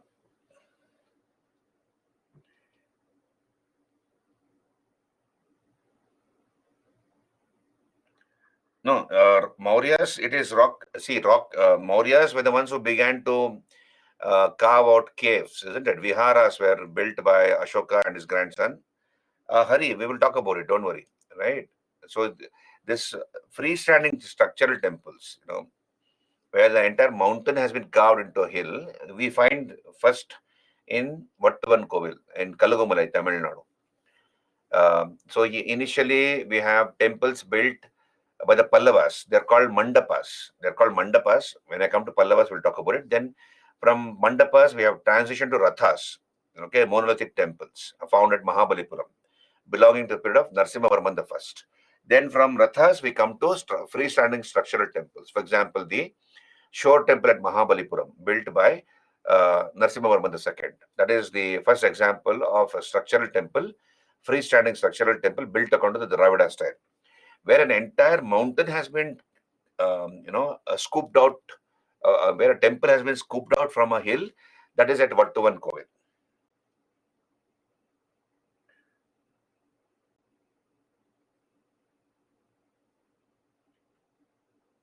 I am not very sure about how many years it took to build that temple, Shiva temple near Kanyakumari. It must have taken them some time, a few years definitely. Okay, so I'll stop the class here. We'll continue from Hoysala dynasty tomorrow. I have some stories to tell you tomorrow. You can see here, Sala killing a tiger. Hoysala, how the name Hoysala has come about. So I'll tell you this. We will discuss this tomorrow. Hoysala dynasty, Kakatiyas, and then I'll start with Delhi Sultanate. Tomorrow I'll start with Delhi Sultanate. Once I finish early medieval India, so we'll cover substantial portion of Delhi Sultanate. Then I'll come to Mughals and other topics. Okay, so I think today is what, Tuesday. So by the end of this week, I think I should be able to finish medieval India. By Friday, I should be able to finish medieval India. Let me see if we can finish medieval India, or if my maximum by Monday. Then I can start with art and culture from Tuesday. Yeah. So by Monday or Tuesday, we can start with art and culture. Right. So you carry on. You have a wonderful webinar and have a dinner. I'll log out now. Any doubts? Ankush, I have not seen. I have not seen the movie Rudrama Devi, Ankush, so I don't know about that story. But then, whatever is there in from the history point of view, I'll be discussing. Don't get confused with commercial cinemas. many things are not true, historically true, not true in commercial movies. Okay, anyway, I'll log it out. I'll log out now. Why not Modern India? Modern India has been completed, I think, isn't it? Gunjan, Modern India is done by somebody else. Gunjan, Modern India is done by Rohit sir. I don't handle Modern India. So therefore, I'll be directly going to art and culture. Okay, Abhishek Shukla sir. Okay, Abhishek sir has done it. Okay, fine. Okay, Abhishek sir has done it, I believe. Gunjan. So therefore, I'll be directly going to art and culture once I finish medieval India. So good night, all of you. I'm logging out. Thank you very much for your patience. You enjoy your webinar and have a good night's sleep. We'll meet tomorrow at the same time. Sakshi, thank you and have a wonderful day. It's already, what day is over. Have a wonderful night or evening. Thank you. Good night.